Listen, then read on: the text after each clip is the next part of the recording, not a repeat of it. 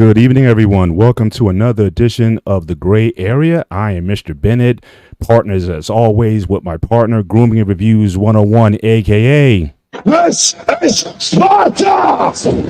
the Ghost of Sparta, aka Peter, aka Hiltons. Y'all saw my brother. What's going on? What's going on, my man? How are you tonight?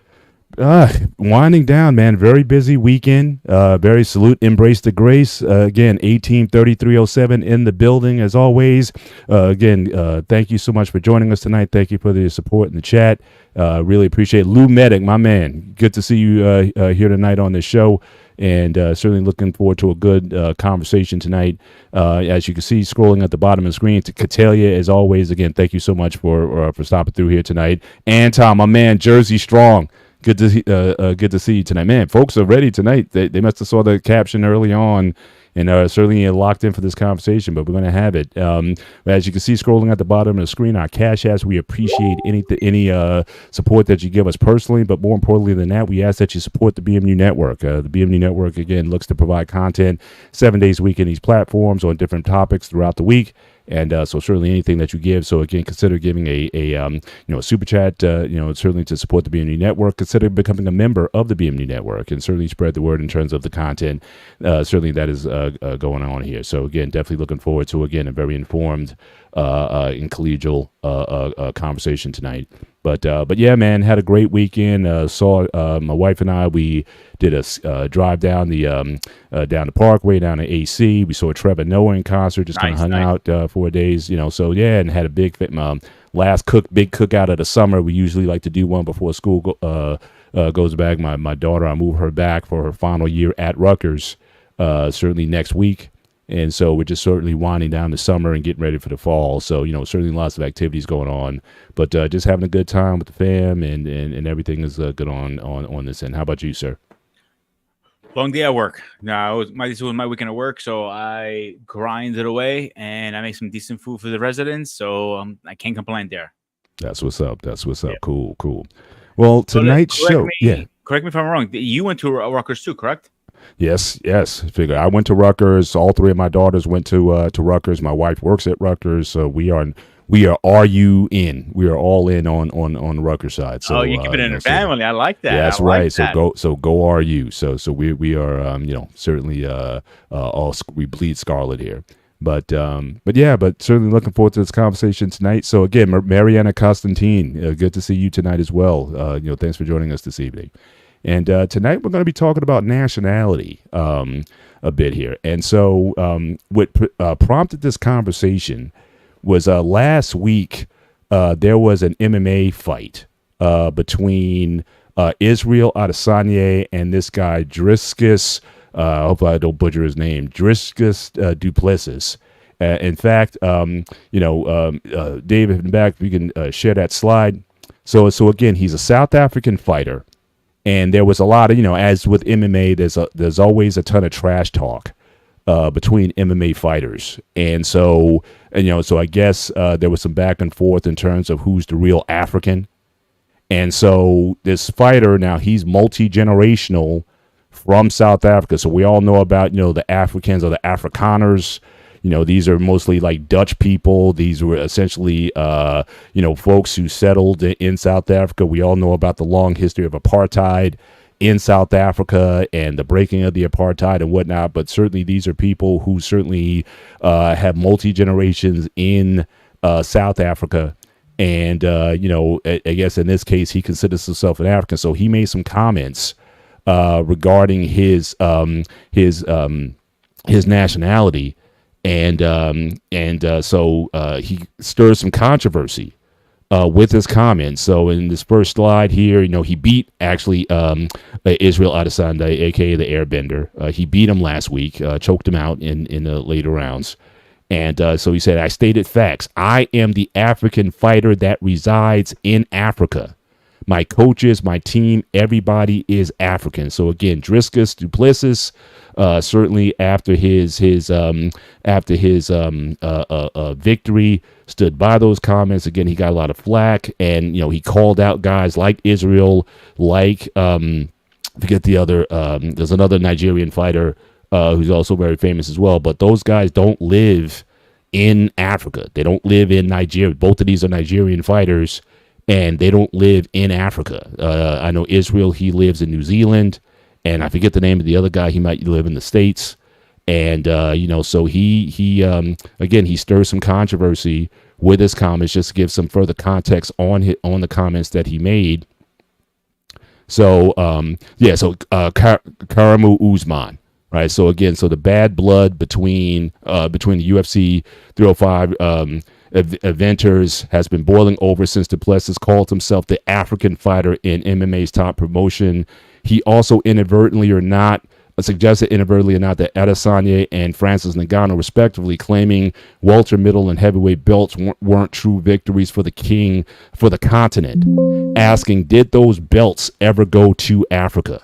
Those comments, as well as his vow to be the real African champion after his debut in 2020, didn't sit well with Adesanya and laid the foundations for this week's Perth. That's where the fight was held. Duplessis never insisted that his intentions to discredit the respective heritages of the true African-born champions who came before them. Again, this article was posted in the Sun. Sun.com. So again, there's the link here if you guys want to certainly look it up for yourselves. You can do that. Try to cite source everything. And then another comment. Again, these were his actual comments. Again, did those belts ever go to Africa? Duplessis asked reporters at UFC 285 Media Day, as far as I know, they came to America and New Zealand. I'm going to take the belt to Africa. I am the African fighter in the UFC. Myself, Cameron Sayman, we breathe African air. We wake up in Africa every day. We train in Africa. We were raised in Africa. We're African raised and still reside in Africa. Something's blowing out here. Something here is kind of blocked by the slide, so I can't see the rest. I'm trying to work out we train out of Africa. That's an African champion, and that's who I will be. All right, so that's the last of what he said. And you had, again, these fighters took offense. Now there was another fighter from Ghana who also took offense to those comments. His name is, again, Abdul Razak. And I believe we may have some video that we can share. Hopefully we can share this. Fair use. Again, David wanted to go to the 10:30 mark if we have that video to share. But if you can't, I'll just summarize his comments briefly. Again, I won't use the expletives. But if we can... I can for you. I'm sure you would. But here's his comments. So he was asked about the comments of Driscus, and this was his response. And so you can only play the response. You don't have to play the whole thing. Debate that's kind of going on with the African champion. Again, I'm going to say this. Before I say this, I respect Driscus. I respect his the part of, say, he represents in Africa, right? I respect the things he's done in MMA. But he's a asshole for that word that he used, right? If he's a real African and he lived in Africa, he would have never used that word. He's a ass to use that word. Because an African, right, if he raised at the poor people in Africa, the way I was raised, the way I grew up, with how I go days without food. I have to see my friends eating, and I'll be like, hey, bro, can you give me 1 teaspoon of your food so I can put in my mouth? That's how I'll survive for a few days until I can get money. So if we get the opportunity to live that shithole, of course, I'm sorry, I'm not trying to call my country a shithole, but I'm poor. If I can go to America, right, or can go to a different country to make a better life for myself, I'll cut out of my leg to go, right? If he's a true African, right, he would have understood that. That means he's living the comfortable life. His family had the money to feed him every day, so he didn't have to worry about leaving to go and make it. So for him to say he's a true African champion that lived there and he made it, he's a fucking bitch for saying that. I respect what he's done, but he's a bitch for that. For me, okay, you can stop. You can stop it right there. But again, certainly this person certainly did not mince words when it came to his comments on what Driscus said. Again, I think the term that, it was asked in the chat, what term was offensive? He said African. And, to him, it has a deeper meaning than just living in or training or working in Africa. But this is what we kind of brought this up a little bit in the last show, and I wanted to just expand the conversation. So what is nationality? Is there a time when a white South African can be considered an African? Or likewise, for me, I'm a member of ADOS, FBA, whatever you want to call African American. When do we become Americans? I mean, the fight that we had, yes, correct. South Africa was a British and Dutch colony. That's absolutely correct.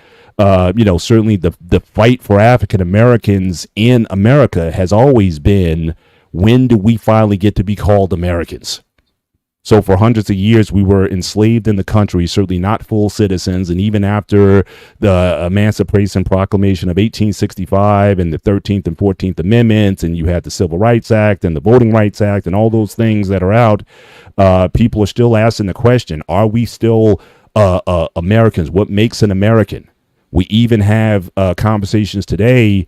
There's been talk about, it used to be you were an American if you were simply born in the country. And now certain sects of people are looking to possibly end birthright citizenship. So it's the question of nationality. When do you become whatever? So when do you become South African? When do you become American? When do you become Greek? So again, I know what's sort of on paper,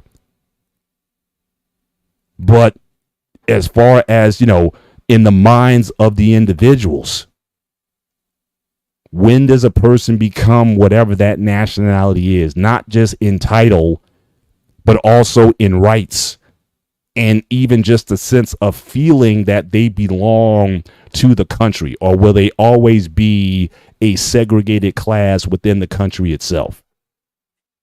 So the question I led off with was basically, look, what did the guy say wrong? Everything the guy, and he said it in the statement, everything that he said was a fact. He's multi-generational, born and raised in Africa, lives in Africa, trains in Africa. When he wins the belt, he takes it to Africa. And again, we recognize also Africa's a continent, okay? It's not a country. So the South Africa in particular, but pick your locale. Now, Israel Adesanya and Camaro, and all these guys, they live outside of the country. Yes, they may have roots to Nigeria where they're from. They may have ties there and whatnot, but are they really true? Are they truly truly part of the country, or is it simply political? Like, these guys don't necessarily live there, but then a lot of times they will parade these guys saying, "Hey, our African sons," and they'll give them a ticker tape parade. But are they really part of the country? And so this is a larger. So I don't want to limit the conversation specifically to these individuals, or certainly to black and white, or what have you. That's a nice background, but. What is a whatever? Pick your nationality. What is that in the, not only in the law, but also in the attitude and in the mind? When does someone become an American or Greek person? So I always refer myself as American of Haitian descent. My nationality is American. My roots are Haitian. Yeah. But people are still asking that question. And another thing we also have to ask ourselves, we broached this in other shows on the BMD network, for a lot of African Americans, there's still a struggle. We all know of the issues with policing. So the idea is, like, are we treated as Americans? I remember now when I was in college, just to give this broader context, when I was in college, there was an effort not to refer to ourselves as Americans, because we felt that you cannot be an American unless you're given the rights and treated as an American. If they're going to withhold rights for you in the country, then what allegiance or why should I wear something where I know that my people are being discriminated against? So these were questions that we've tackled. I've evolved on that over time. But these are questions that people ask all over the world, regardless. I mean, the fact that immigrant populations are spreading throughout different parts of the world. Europe, I mean, it's getting very diverse with all the immigration from other countries. Do you still feel French or British or German or whatever with the browning of these countries? Or is it still sort of an us and them? Is it more based on a racial context rather than a, something else? So that's kind of what we're opening this conversation with. So I just wanted to kind of level set the conversation, but I'll turn it over to Pete and just ask you, what is a Greek person? What is so that's very open, but however you want to spin that, however you want to take that conversation, or when is a person considered Greek in Greece? And that is a $1 million question, I would say, at this point. Mm-hmm. The reason I say that is because this is how I for me personally, is I know the language. I was born in Greece. Both of my parents are Greek. I was raised in Greece. That's 4. Mm-hmm. I still, go to Greek festivals, hang out with Greek people. Obviously, that makes me Greek. So, mira, publicar en campo, ese vriso, πολλές φορές, πολλά λόγια. Λόγια που δεν μπορώ να πω εδώ πάνω. In other words, I can speak so many words. I can curse down in different ways. Some is appropriate, some is not appropriate. Mm-hmm. But I feel like, okay, if you can go yourself Greek, Latino, whatever you want to call yourself, there's a couple of things you need to check off. Do you know the language? Mm-hmm. 1. 2, I'm not saying you have to be born there or raised or anything like that, but at least go visit your stomping grounds where your nationality is from. If you're, let's say you're only 50% Greek and half Italian, for example, or half Dominican and half Puerto Rican, or whatever it is, go visit your roots. Mm-hmm. Because you need to understand that better. People don't understand your roots because they never visit your roots. Mm-hmm. The third part is how much Greek, Spanish, Black, whatever is in your DNA. I'm not saying, doing a DNA test. I'm talking about you as your parents. Okay, I know both my parents are Greek. That makes me 100% Greek. Mm-hmm. I know people who are half Greek. My buddy Sam, he's half Greek and half, I know Spanish. I can't remember what was the other half, but he knows that part. You see where I'm going with this? Okay, so let's categorize some of the things that you talked about. So you talked about birthplace of your parents. Mm-hmm. You talked about language. You talked about living there in the environment. I think there was a fourth one. I don't remember offhand, but at least those were there was a 3. Living there, growing up there, your parents are of the country. Yeah, hanging out with Greek and speaking language, hanging out with Greek people. Okay. Now, and this is true. I actually have a friend of mine, former coworker of mine, my last job. He was from Zimbabwe. He spoke Swahili fluently. Okay. He rocks Zimbabwe like colors, like if there's World Cup going on or whatever, he has the Zimbabwe flag in his office and whatnot. That's his cup. He grew up there before he came to the United States. He still has got family there. And Nia, good to see you tonight. All those criteria that you checked off. However, his ancestry, if I took it all the way back, is India. So Indians have been in Zimbabwe. His family has been in Zimbabwe for at least 4 generations. And so his family now lives in America. Again, I work next to him. We're, co-workers and everything. But he looks at himself as an African, as a Zimbabwe. I don't know what Zimbabwean. I don't know what the word is that they would use to characterize themselves. But you look at him, he's not black. And you can still see some traces of Indian culture in his mix. He speaks English. He speaks whatever his, maybe some Hindi or wherever his family's from. Again, he speaks fluent Swahili, which is the language of Zimbabwe. Born there, raised there, family still there. He still goes there, still got family there and whatnot. So again, based on that criteria that you outlined, would he also not be as you are? And as far as you said, you are 100% Greek. Now, again, I asked you this a few shows ago when I shared my DNA results. You said you were afraid to take the test. You stick out your chest and says, yeah, I'm 100% Greek.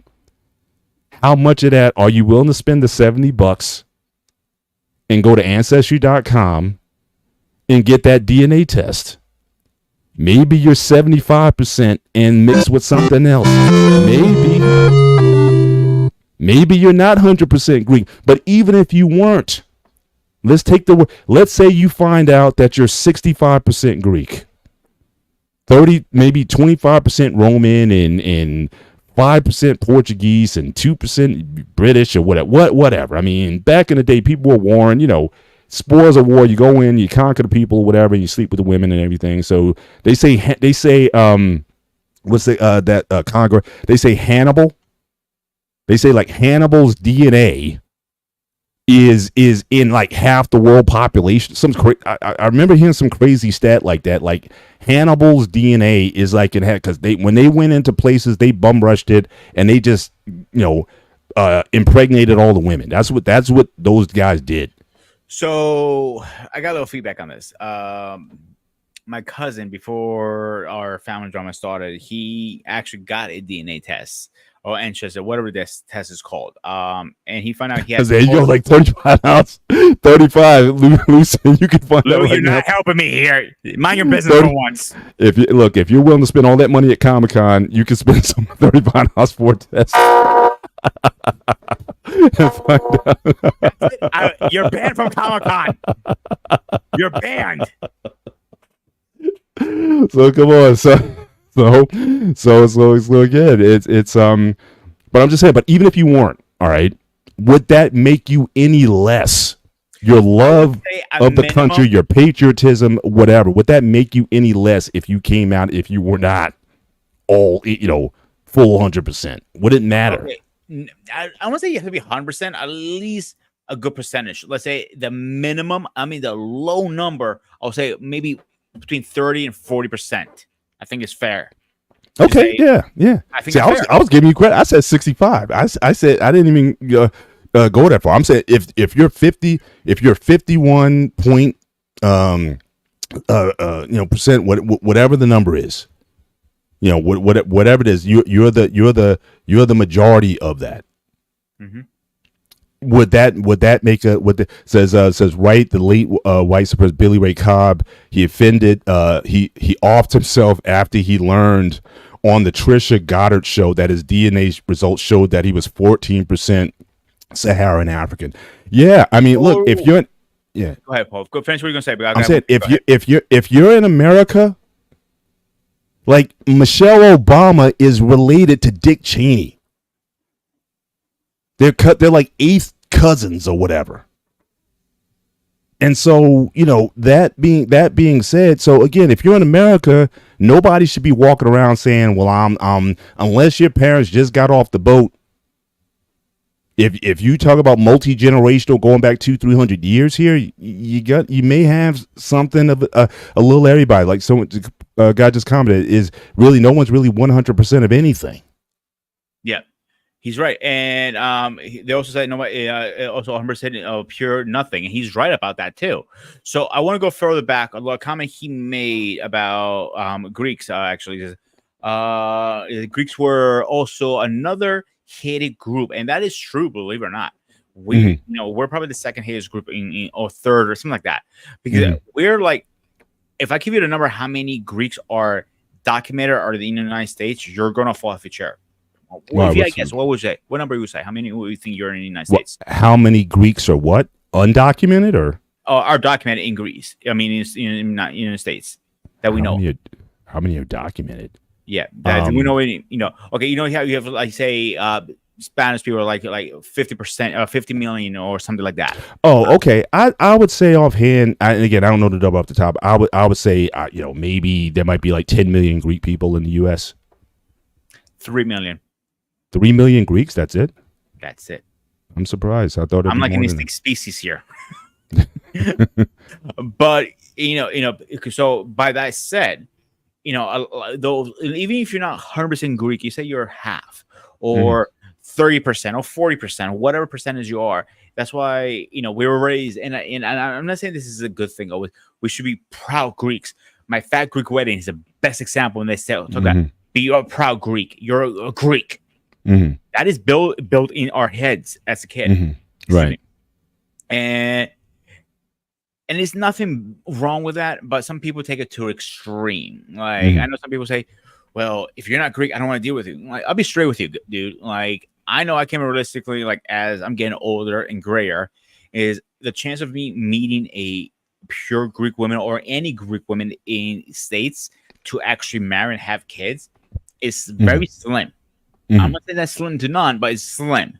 Right. Is it possible? Yeah, it's possible, but it's hard.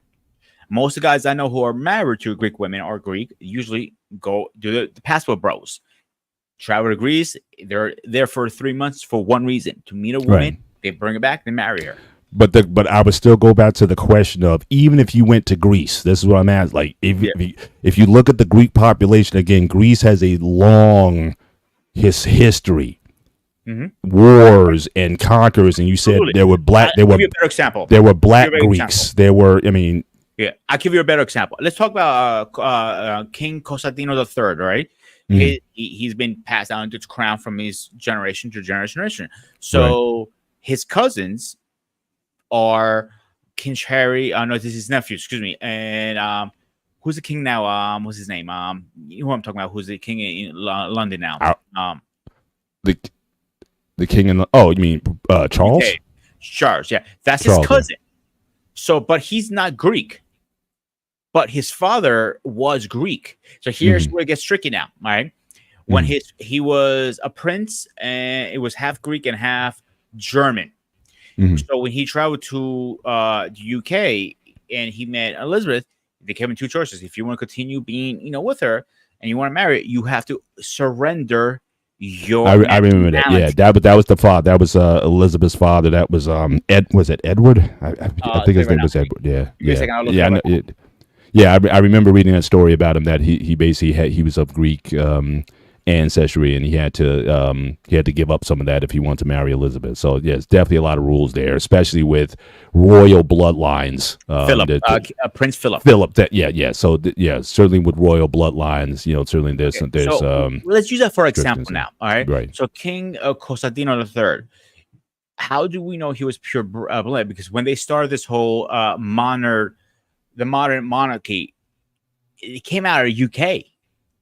And this guy had all his daughters. He sold them off to become queens and all this stuff. What do we know they're Greek? His wife wasn't Greek. She was Spain, I believe, or something like that. But she's just, I'm 100% Greek. But how can you say that about your ancestor is not? Your background is not. She speaks fluent Greek. If you put her next to another woman or, another person, I wouldn't tell the difference. Because I don't believe, like, where you look at me now, and like, can you say, okay, yeah, let's say you never met me, you met me first time. Can you say, oh, he's a Greek? How can you say that? Right.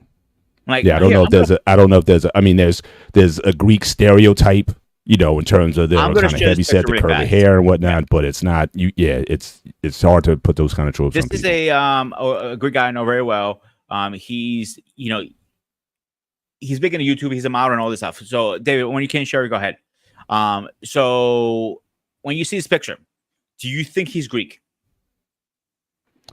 I don't know if that'd be the first thing that come off the top of my head. I mean, he could be possibly Italian. He kind of has like a somewhat of a Guido look to him. No offense with that term or whatever, but I mean, he could be several different things. I mean, he could be Latino. He could be Italian. He could be, there's a mix of things there. So there's where I'm going to. I'm like, I don't believe how somebody looks makes them, what you're from. Like, right. You can look at somebody who comes down the street, he has a nice beard and everything. Like, oh, you think, people that next to me were Latinos, like, oh, you're Spanish. Like, yeah, nope, nowhere near. No offense. Right. Like, I have a lot of Spanish friends. Nothing against that. I think it's kind of funny, actually. Right. But my point is trying to get to is the look. It has nothing to do with it. Is what is in your blood. End of the day. If you believe you're Greek, then you're Greek. If you believe you're Latino, then you're Latino. If you believe you're Italian, it's what you believe in. And it doesn't matter what paperwork says. It's how you were raised. If you were raised in, let's say you're adopted for argument's sake, all right, and you were raised in a Greek, Italian, Spanish, Black, whatever family you are, that makes you that what they are. End of story. If you have any pushback, is that?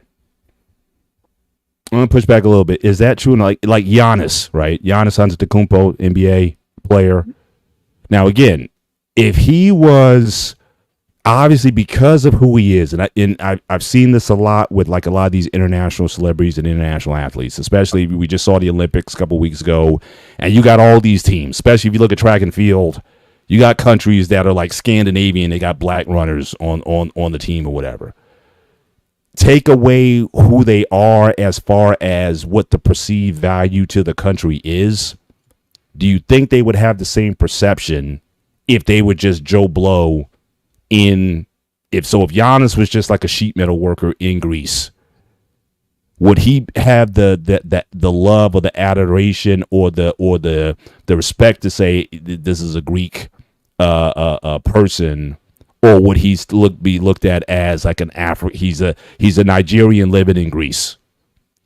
Or would he be looked at as Greek? But the fact that because he's Giannis and because he's a champion basketball player and he brings a lot of credibility to Greece, they call him Greek. So how much of nationality is based on your perceived value? So you're talking about what you may feel about yourself. If I feel Greek, then I'm Greek. But as far as the society in terms of how they embrace you, how does that factor into one's perception as far as how they're looked at? So take a guy like Giannis. Again, if forget the basketball, forget all that. Him and his brother, they just lay sheet metal or lay bricks or whatever. They're just average everyday folk versus him being a celebrity. How does that? Do you think that makes a difference in terms of how they're?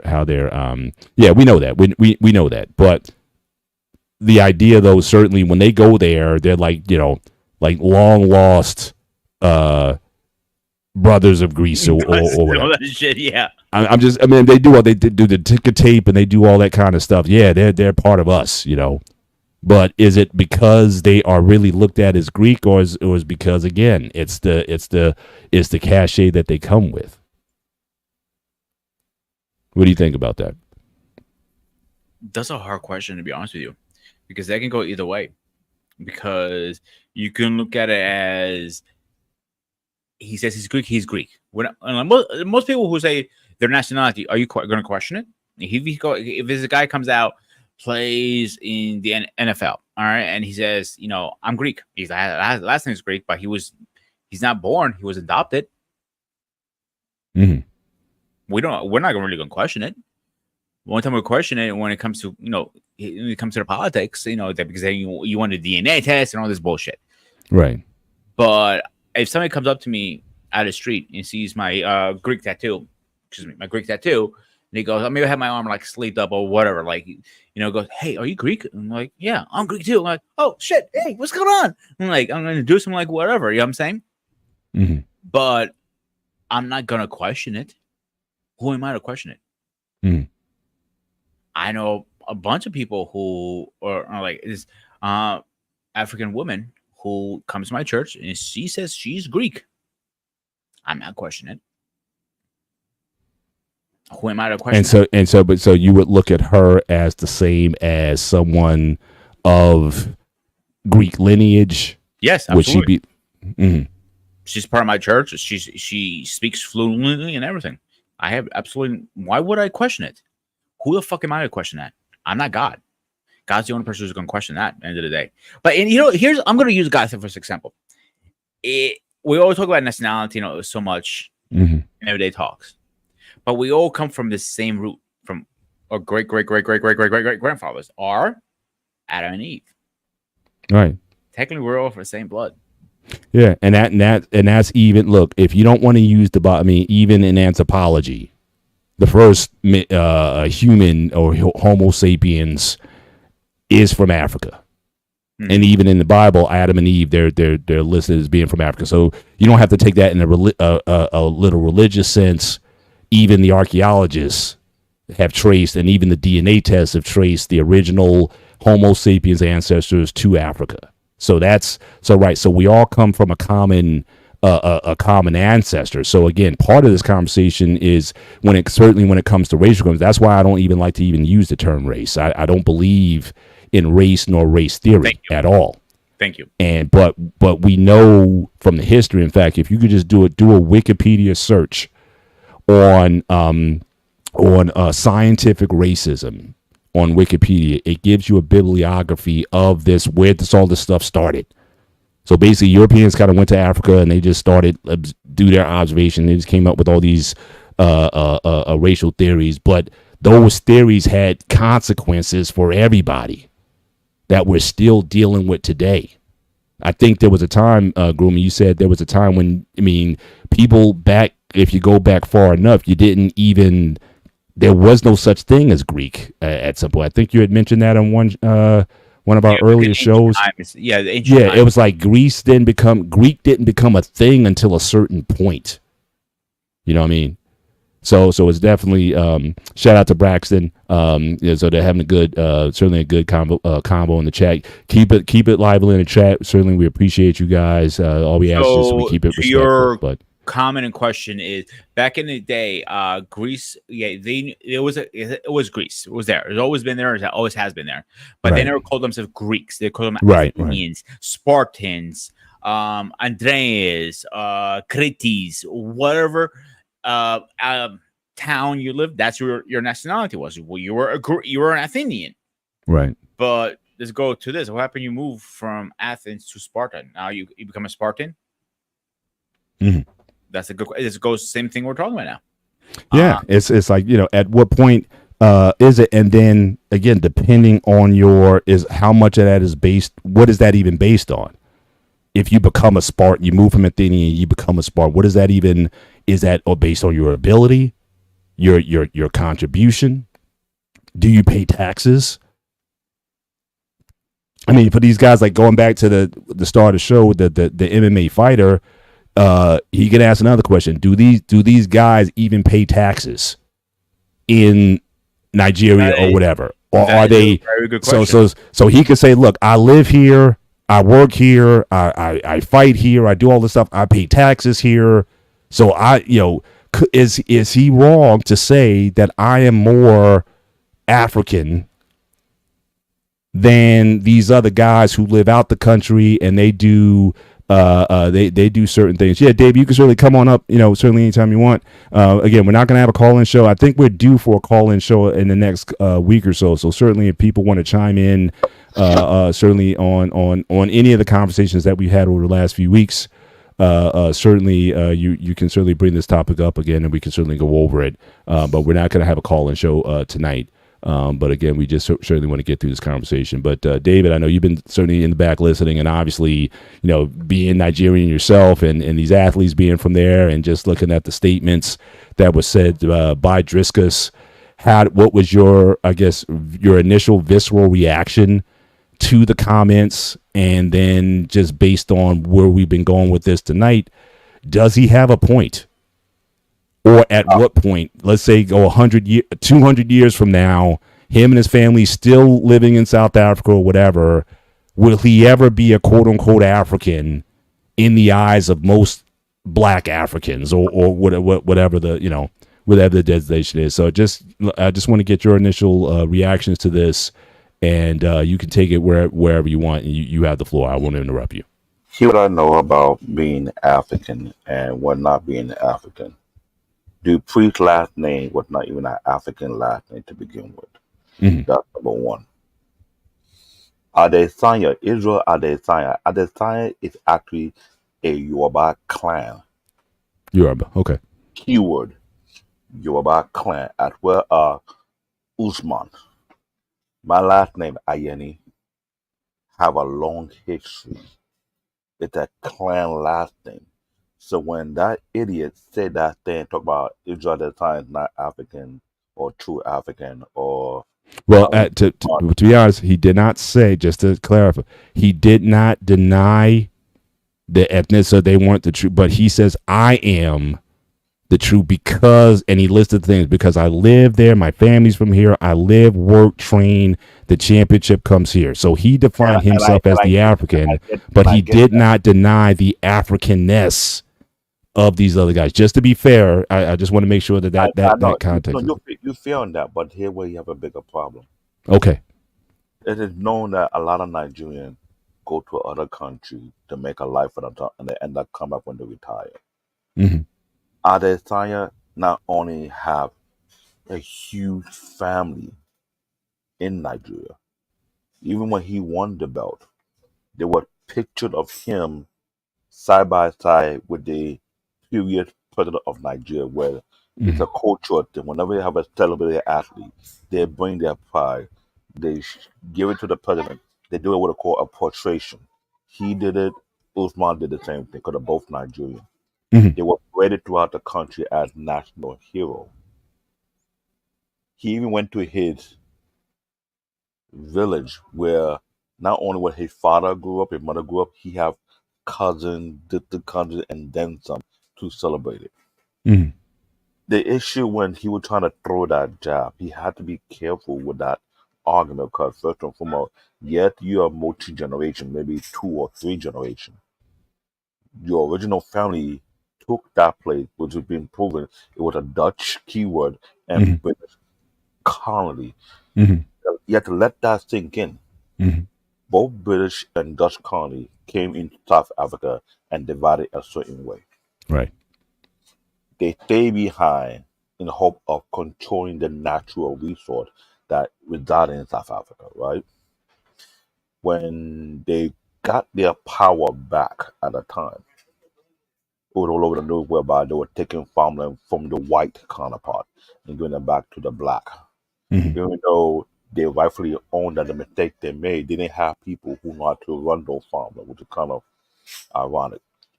But he had to be careful with that thing because even though you won the championship belt, there's always a faction of people in South Africa that will feel some kind of way. Wait a minute, he don't look at us, he don't represent us. So how you claim to be African?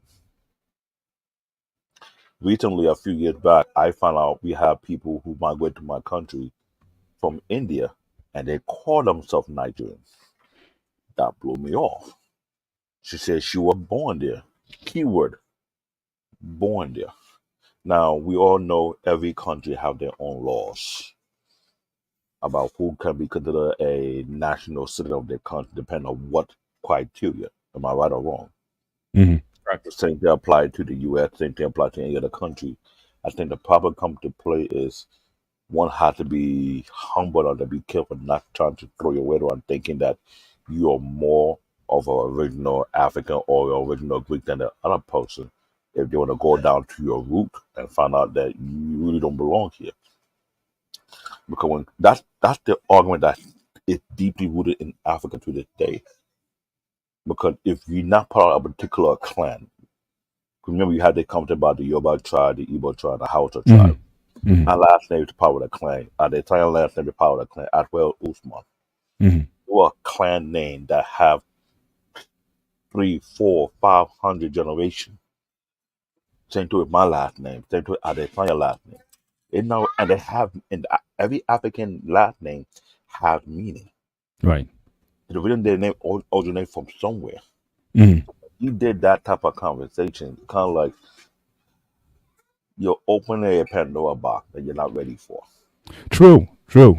And the guy that you asked me to upload his video, if he see, it's not just him, but he represent a huge mass of people who have that visceral hatred towards that individual for thinking that you're better when you know how your family got here. Right.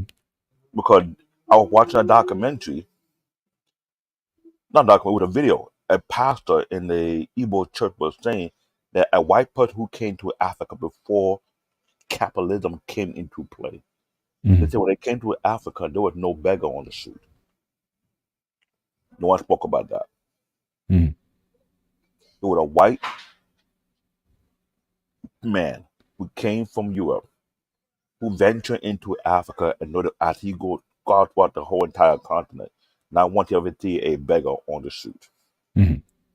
Because Africa had a different type of economy that take care of their own people. No one go hungry. Right. Regardless. Right. After capitalism came into play, we have beggars with no different from the U.S. and any other nationality out there that's more civilized. So people have to be very careful when you bring that total argument who did who and that. We have that same issue here in the United States. This is why when I look at the type of argument, I have to sit back and ask myself this question. What's the point of this argument for? So who is American, who is not American, who is African, who is not African? What the real benefit from having this type of argument? What is the root problem with this issue? Well, let me just again contextualize this a little bit, because I think that's a good question. I mean, these are questions that, regardless of where you're at, people are asking these questions and one or the other. I mean, it's almost natural, for at least for me as an ADOS, FBA, whatever you want to call me, American. Am I an American or not? Because this is what we've been wrestling with for so long. When do I become that? Because you talk about the laws of the country, again, we had emancipation, we had the 13th and 14th Amendments, we had civil rights 65, voting rights 64, all of that. And we're still asking to say, for some segments of us, we're still asking the question. Now you have in Africa the question being asked, or the controversy is, here's this white person. So again, just flip it. You have a minority, which they are. I mean, South Africa's like 10%, 20% white, even though they had all that power for all those years. It's still 80% black. But whites were running the country. But the question's being asked, are those Afrikaners, because that's what they were. You had the Africans and you had the Afrikaners. Are they African? So again, you can have this on any side of the, even in Nigeria itself. You brought this up so many times. You got the Igbo, you got the Yoruba, you got the whatever. There's ethnic and tribal war and battles that are going on even within African nations and tribes over who's either the rightful whatever. Who's the rightful Nigerian? Who's the rightful Ghanaian? Who's the rightful whatever it is? All of these ethnic tribal wars that lead to bloodshed and discrimination and all, especially if you're a minority there. Now, if you're like 50-50 or split three ways and whatnot, okay, that's fair. But when you're like a minority within a group and you're just trying to find a sense of identity, I mean, ADOS, we're 13.5%, and I can't even claim all of that, because again, we do have Caribbean immigrants, we got African immigrants. When do the immigrants of Africans get to call themselves black? David, or Black American? That's a when do they decide? When do we get over that, or do we just add them into the population because it makes our numbers look good? But when we talk about Black Americans, do we include, like, look, my parents came from Jamaica in the 1940s. R. Payne talked about his father came from Bahamas, came from the Caribbean, like in the early 20th century. So when does he become that thing? I do want to raise this point by Lou Medic. Because again, that Ghanaian fighter, he did respond. His response that the guy wasn't truly African because he wasn't poor like he was. But I wanted to elevate Lou Medic's point. Says your African should not be measured by how impoverished street or how much of a victim you perceive yourself to be. So even then, I think that's a good point. You are being critical of how he looked at himself. I'm more African because I'm poorer. Really? Is that what you want to define what being an African is? Despite the fact we talk about we come from kings and queens and we had nations and we had tribes and kingdoms and stuff like that. You want to define your African is by being poor. Time out. I'm glad you did make that statement right there. Mm-hmm. A lot of black always call it the king and queen. King or queen of what? Who are you leading? Yeah. This is why I keep quiet a lot of time, let people speak. Right. they talk about you to be king or queen. There was no king or queen in America. So what to Africa to have the queen, but at the same but you say you're not African, then what are you then? Yeah. Because when Lou put that out there, they were saying you're not black enough to let go through the struggle. And it's not the same connotation they use. We talk about who's black or who's not black because you don't go through the same struggle they went through. The guy did the same thing, was similar to what African Americans do here as well. So when you hear that argument and talk about, oh, we kings and queens, I always ask this question. There's never in the history book in America there was any kings and queens. So who are you king or queen at what area? Yeah. What history? But when you're taking yourself to African root and at the same time you say you're not African, then why claim to be king and queen then? Yeah. It's really the question is about two things for me. One, it's about your personal identity. And secondly, but you cannot also distinguish it, but again, how you were treated. Like I said, when we were in college, I mean, you talk about the late 80s into the early 90s. There were brothers who were going around saying, we're not American. Don't even call yourself an American. You can't be an American because we're not treated like Americans. So until we get treated like Americans, then we'll be Americans. So this conversation, imagine being an immigrant of any type, an immigrant in Nigeria. If I move to Nigeria, even though I can say, look, my DNA test came back, I'm 30% Nigerian, bro. Look, I'll do the tongue, I'll do the lip test and everything. I got roots here. That don't mean necessarily I'm going to be treated or like I said, if I move to Greece. Okay, let me ask you a question really fast then. Yeah. Both of you guys. More for David, because I know a lot of priests moved to Africa to teach, the Orthodox religion over there in Africa. Right. Do you consider them African at that point, or do you still consider them Greek? Right, repeat the question one more time. So you say you have priests who go to Greece to get further study and things of that nature. They moved to Africa to teach other ones about the Greek. I say Greek, Christian Orthodox religion. So because they're living in Africa, do you consider them African at that point? I think that's the question. The point of tonight's conversation is at what point are we comfortable saying that somebody is anything? So you say yes, maybe going there to teach or what have you. You might not be comfortable saying that, but just go back to your initial criteria, Pete. Yeah. You said you're a Greek because you speak the language. Yes, that's your answer. I'm asking you guys now. No, I wouldn't consider myself African for going there. But take this fighter's argument.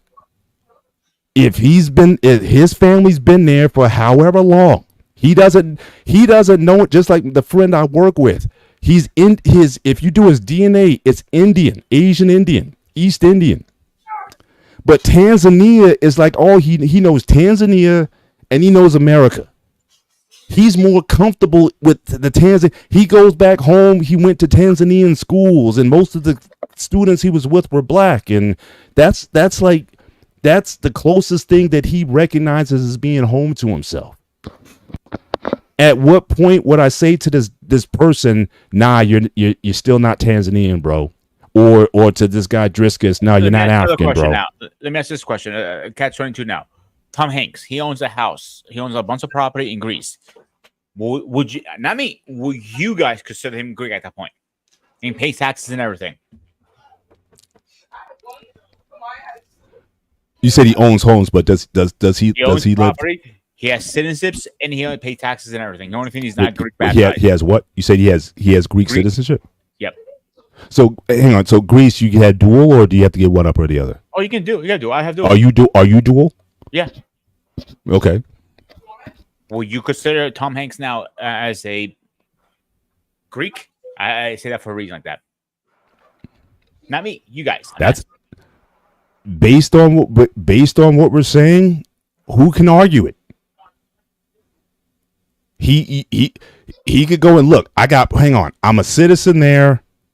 I got property there.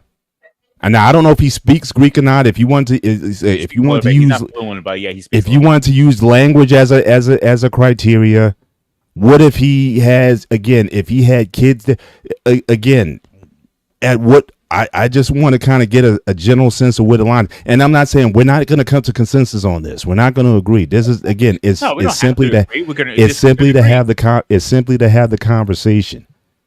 I would still say no.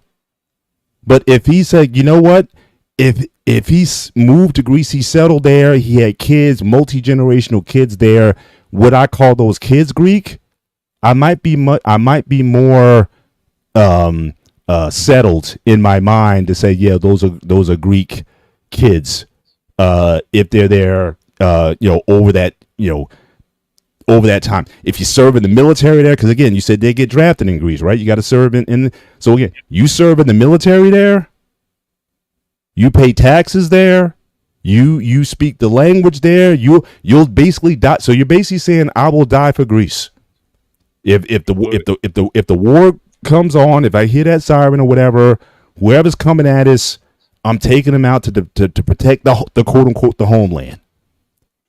There are only two countries I will say I'll give my life for, and that's United States and Greece. Everybody else, okay, fuck off.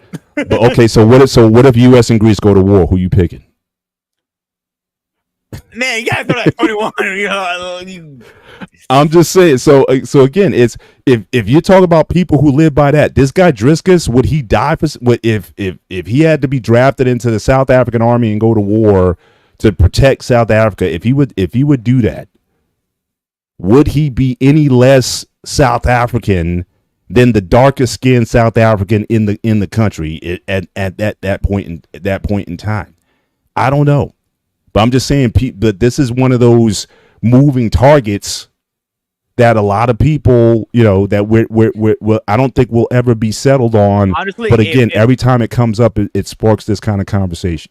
If let's say Greece and America go to war, for argument's sakes, I wouldn't be able to fight against neither country. I would have let them put me in prison before I fire any bullets against any of my brothers or sisters.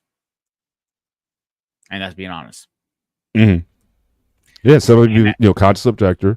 And it's interesting because, again, I mean, certainly this country has a history. I mean, we all know about World War II. We all know about the Japanese Americans who were interned because at the time they didn't understand, and those guys got reparations, by the way, but that's another story. But those people were interned for being, but a lot of those Japanese Americans, they served in our military against Japan. Good example, Pat Moreno. I can't pronounce his last name. The guy who played Mr. Miyagi. Yeah, Morita, Pat Morita. Yeah, he was prison because he was born and raised in America. And he was prison in a Japanese prison camp because of his background. Yeah. That's not fair. Yeah. And again, and for how many, going back to the, again, Black Americans, again, we've been in every war. We've been in the Revolutionary War, Crispus Attucks. We've been in the Civil War. We love all war, these to be honest. What's that? We love a war as Americans. Yeah, but I'm just saying, but Black people have been there, even though they would go home and it'd be like drinking fountain, white only and black only drinking fountains or whatever. Even though you could be in your full military uniform, decorated, medal, Medal of Honor or whatever. It was like did it really matter? It's like I come home and I'm still being treated like this. In fact, that was from what I understand, that was one of the emphases, because there was a soldier who came home and he was racially attacked. I don't know if he was killed or whatever, but President Truman apparently heard about that, and that was one of the impetus. So it was actually President Harry S. Truman who integrated the army or integrated the military. But from what I understand, that was one of the motivations for him integrating, because he was so offended. Apparently, it's the story.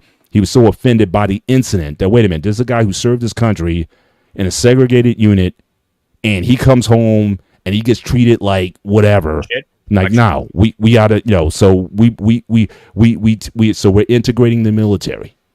at that point in time. So again, a lot of it is again how you look at yourself and how your country treats you. Oftentimes goes into this calculus in terms of how a person self-identifies or how the country identifies them.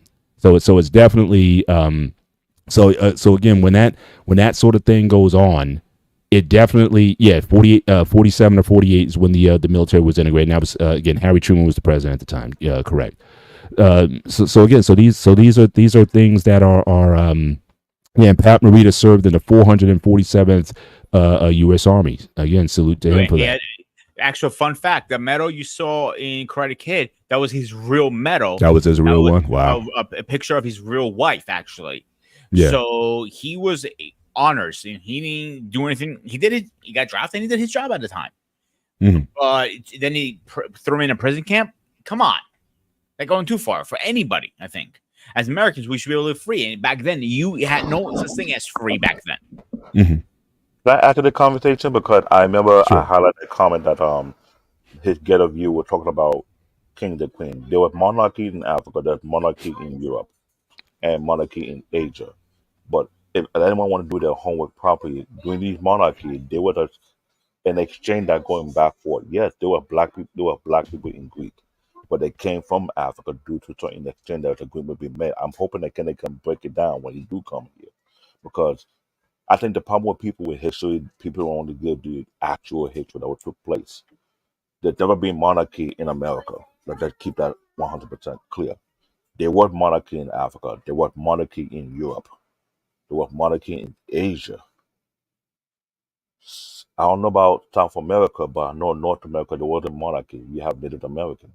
This is right off the back. So when people want to start quoting things, I gotta do your homework. 'Cause I had to find out that my tribe, the Ayenic tribe, was part of the kingdom of Benin.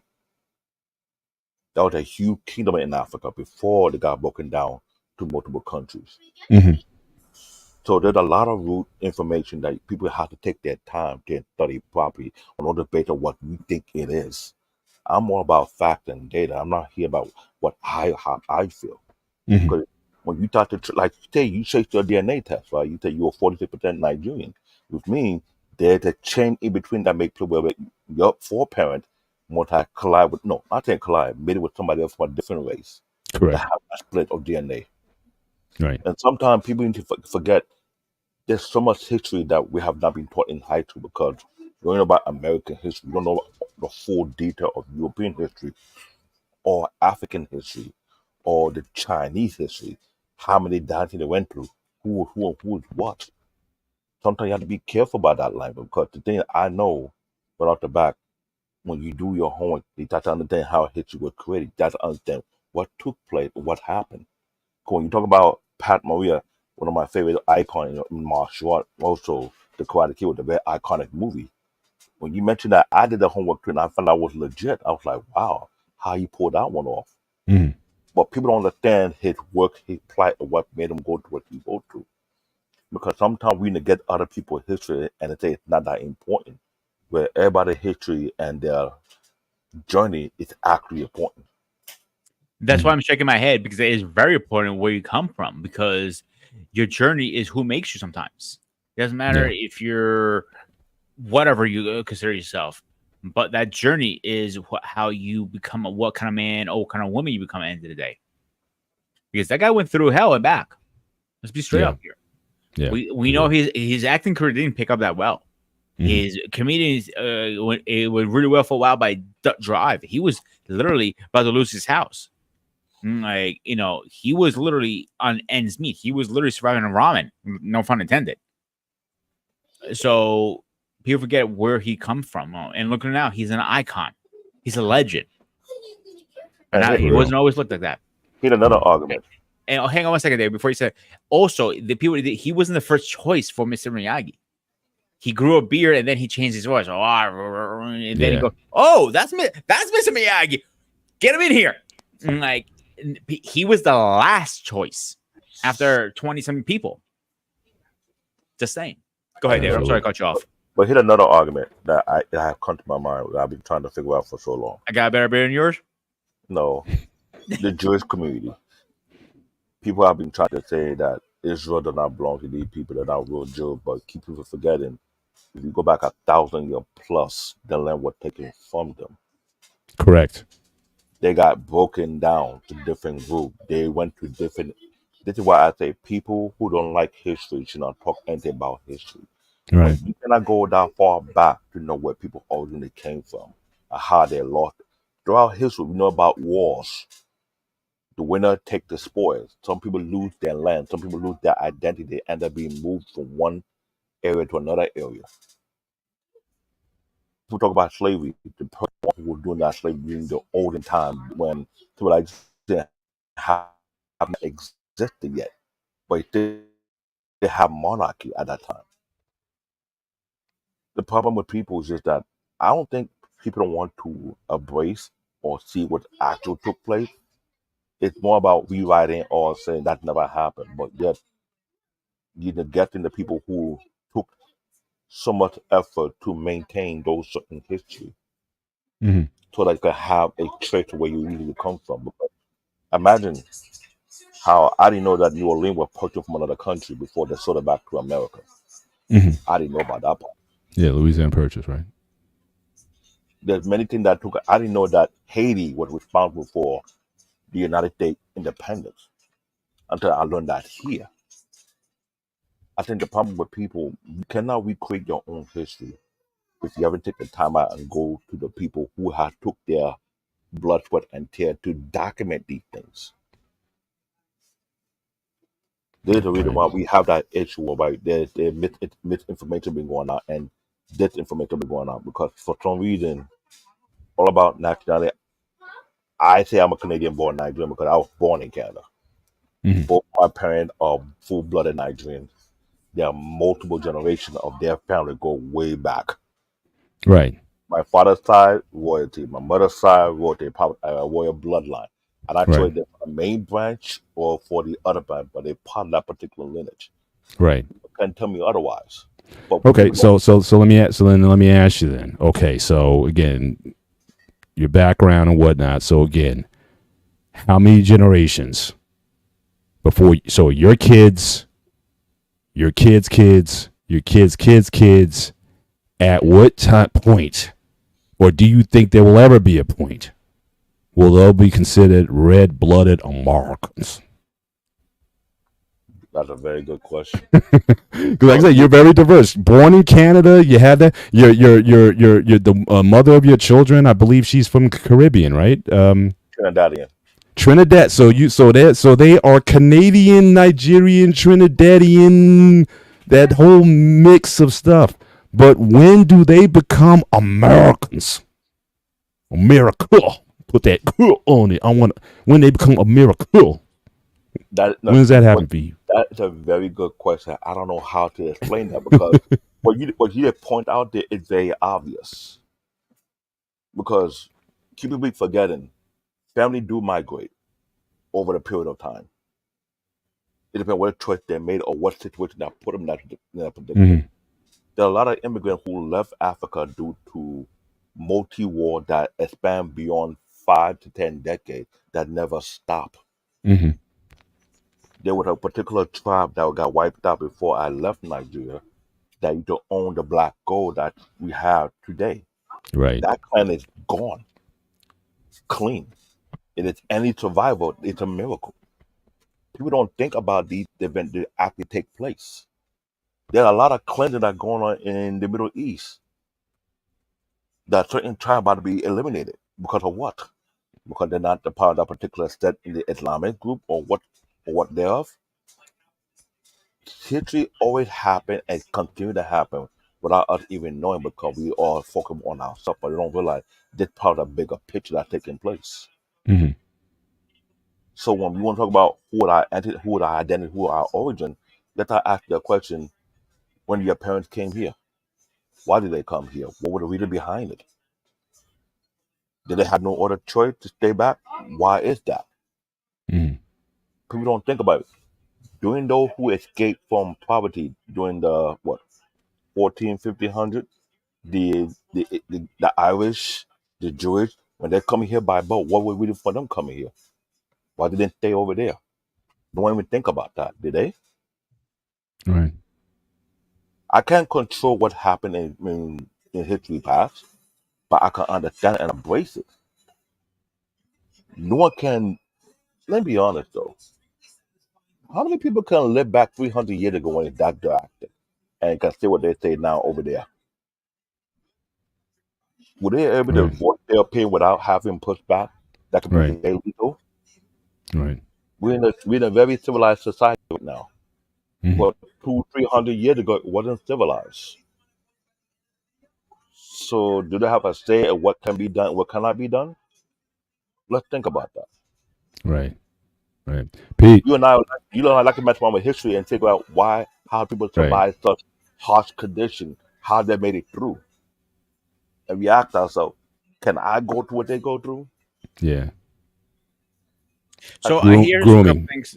Go Go ahead. ahead. Ask. I have a couple things I want to point to. When you were saying do your history, a lot of people I have spoken to don't know we had concentration camps in the stateside. Like says no, they never happened. Like do your fucking homework. The second thing people don't know about is during World War II, Germany did try to come stateside with their U-boats. Oh They yeah, said, they're "Oh, you watch right too off much." the man, 20 Yeah, miles off. yeah. You say, "Oh, you watch too much fucking comic books. They're having a Captain America." I'm like, yeah, fuck you. If you think that, go fuck yourself. I'll tell you right now. I have no problem telling you your face and go fuck yourself because you don't know no history. You don't know shit. Do your fucking homework. I'm saying to everybody before you're gonna have an argument with anybody. Not me, not Paul, not David, not anybody. Have your facts straight. Don't talk out of your ass because you're gonna look like a goddamn monkey. Simple as that. Dork the clown will be smarter than you if you talk like that. Very simple. I'll tell you straight up. Now what they were saying about born in this, that's again a debate. Like, which one you consider? Now you consider kids African, or do you consider them Canadian? I don't know why would you Canada. Canada's like. Oh, Canada, our home And and native. and here's the thing: I'm glad you mentioned that real quick. It's complicated. I was born there. Doesn't mean I have blood of people who are originally from Canada. Both my parents are full-blooded African who migrated there. Mhm. My point. So based on legal documentation, I was born as a national Canadian, no different from people who came here and they got birthed into this country, right? Mhm. But yet we have people trying to discredit certain people. Oh, you're not an American. But the first thing coming out of my mind is who write the law? Yeah. Who write the policies? Do you write the law? Do you write the policy? Do you have it signed and put into law to dictate who and who can be what? Same thing happened in my country. You have people from India and other nationalities that came to my country and become Nigerian. Who am I to say they're not Nigerian? I was gonna ask you. I wanted to segue to that to ask from what you know of these countries. What is the criteria to become a Nigerian? Let's say you know what, I'm done with America. I'm moving. I'm gonna become an expat. I'm moving to Nigeria and I want to settle down there. What is the process to the best of your knowledge in terms of if I want to become a citizen there and set roots there? And same thing Uh, for you, grooming, as far as Greece. If I want to move to Greece and I'm done, you know, I'm done. I'm leaving and You're fed up with United States bullshit. And you want to go to Greece because you wouldn't believe the Greek gods. I get it. I spoke with Wadamaya a few years back on a live broadcast, and we were having a Mhm. discussion about what's going on with the aspect between African American and African. What I've learned through him is similar to Nigeria, Ghana, Kenya, and I don't know what other country. It's all based on your DNA ancestry. If they show proof that yes, your blood lineage come from that particular country, you're more than qualified to get your citizenship. But what I know different is that in Ghana they have a special citizenship designed for African American and African Caribbean. Mhm. It's different from non-black people. Yeah. Nigeria is almost as similar as the same thing as well as Kenya. Now what they're trying to do is have people get assimilated and bring their skills and their talent. Only 4 or 5 countries that I may know of that are doing that. Other country I don't know because I don't look into the policy and what law they put out there for such thing. Now you said basically DNA. So like if like an Asian man, right, Chinese, Indian, or whatever. You said there's Indian Nigerians, right? There's so they don't have any DNA. So how are they able to get in? That part is based on migration. Let's say how you explain it. They do recruit people from other countries to do business, right? Remember I told you before in the past, in late '90s, I met a lot of Russian out there. There are a lot of Russians who moved to Africa at their exile small program because they got exiled from Russia, those living there. And Nigeria do business with a bunch of Russians who open business there. Now, when they stay behind, the next generation so end up becoming Nigerian. That was no different from India. A lot of Indian people who move to Nigeria are more on the tech side of things, if I'm correct. So for any type of business deal that be made for them to come over to have not citizenship, but to have what the It's like a resident green like a green card, like an equivalent of a green card. Okay. something like that. So their child end up becoming a national Nigerian because they were born in India. So But so there's birthright. I guess what you call it citizenship. There's birthright citizenship. If you're born in Nigeria, even if you are not a citizen of Nigeria, you are a naturalized, I guess, citizen by birth there. So you could be Indian, Asian, whatever, and that kind of makes you a part of the country, that's what I'm seeing right now because years ago when I was living there, that's never been the case. right? But someone who does that channel along the line based on the policymakers, either there was certain thing they saw that these ethnic group can bring for them business wise that would have made that particular policy change for that. I don't know. Mm-hmm. Every country chooses what kind of policy they want to enact over their own people. Mm-hmm. And by that. No different from the US as well. You mentioned earlier in the show that some people want to eliminate birthright citizenship. Correct. Yeah. Yeah. So when you move that, that means anyone come behind that can no longer be, which is Right. no different from France. France had that same type of policy at one point, whereby Mm-hmm. even if you're born there, you cannot be considered to be a French Right. unless Right. Right. they change that. The thing people need to understand is who are the ruling group in your country, who make the policy, and Mm-hmm. what policy did they enact to make sure everybody has to follow. Mm-hmm. Sometimes David, crazy question here for you. Isn't please correct me if I'm wrong, and I apologize if I say something stupid right now. Isn't Africa controlled by the Crown of London, UK, whatever it's called? how would I put it? I can't know it better than I do. Africa was broken by the Berlin Conference, whereby certain country owns certain county. Mm-hmm. Nigeria is under the British, that I do know. Ghana, Burkina Faso, Mali, Nigeria, I think Canada and too. no, and Senegal is under the French. There are Okay. 4 or 5 other countries that are also under the French as well. You also know that South Africa was both a Dutch and British colony. Mm-hmm. The only country that never been invaded was Ethiopia. So based on what I'm, I don't know the whole entire, but I don't know about the one I mentioned. Those countries became colony of the European. The only country I know that belonged to America is actually Liberia. Right. That's the only Right. country that was given to them. But most of the country was broken down either by the French, by the Spain, by the Dutch, and by the English, aka London, not London, UK. Mm-hmm. And that was going to plenty apply to the Caribbean island as well. Yeah. Hmm. Jamaica is a colony of British. I don't know about Bahama and the rest of them, but Bahama was under UK, but they decided to cut ties. I remember that a few years back. That did happen. I think Jamaica is going to be next to do the same thing. I'm not sure that happened or not.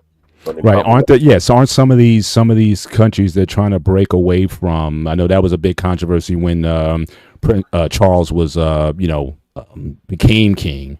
That a lot of countries were looking, well, this is our chance to kind of break with Britain as far as we don't want them over us anymore or whatever. So I thought that was I remember that. I don't know what happened to that. It seemed like a lot of it died down, but that was like a lot of efforts for people to say, look, we want a clean break from Britain and we don't want you I guys heard over us anymore. was Australia was one of them that were really pushing it too, if I'm not Yeah. mistaken. the issue behind that is due to the natural resource that make a huge profit from. Oh, sure. Uh, I mean, UK doesn't definitely want to sever that relationship for because sure, but as I was looking at some of the people who are Nigerian who's on ground, they mentioned that if the French lose more than 5 countries that have control of it. It affects their economy, which Right. affect their Well, that was the whole basis for Vietnam. Vietnam came out of the fact that again, they didn't want Vietnam breaking off because they thought it was going to be a domino effect, and basically France did not want to lose any more of their territories. So again, that started like in the early 50s. So yep, absolutely, absolutely. But grooming, same question for you as far as you know it. If I want to become a Greek citizen, what do I have to do? What's the process? Again, I'm not 100% positive because I was born into it. So I don't know the exact details. That's more a question for my mother. I'm pretty sure I can go ask her actually after the show's over. Is obviously you got to apply for your citizenship. That's number one. I think you have to live there for a certain amount of time. Same here. You got to pay taxes, obviously. That's Right. taxes Right, are always that's one thing we're always going to be guilty for. That's all I know off my head right now. I don't think it's as hard as here. I know you have to take a whole test and everything to become a citizenship. I think we're one of the hardest countries to become a citizenship. I don't know detail. And I assume Greece is one of the hardest to become a citizen. No, America. Really? Yeah, and that's from what I know. Again, I might be talking a little bit of my ass, so excuse my Yeah, no, it's fine. Yeah. But if I am right, if you're young enough, if you're still in the age group, say you're enough to go get drafted, you're definitely get drafted. That's not even a question about it. Right. So there are steps you have to take. So that's the best I can answer that. I'm sorry, I couldn't answer but there's no citizen. So to both of you, so there's no citizen because that's an interesting question I always had. Do other countries require some sort of test that you have to take, like here? Because I honestly think that now this is something that I'm not known for radical positions, but this is always something I've been a bit radical about.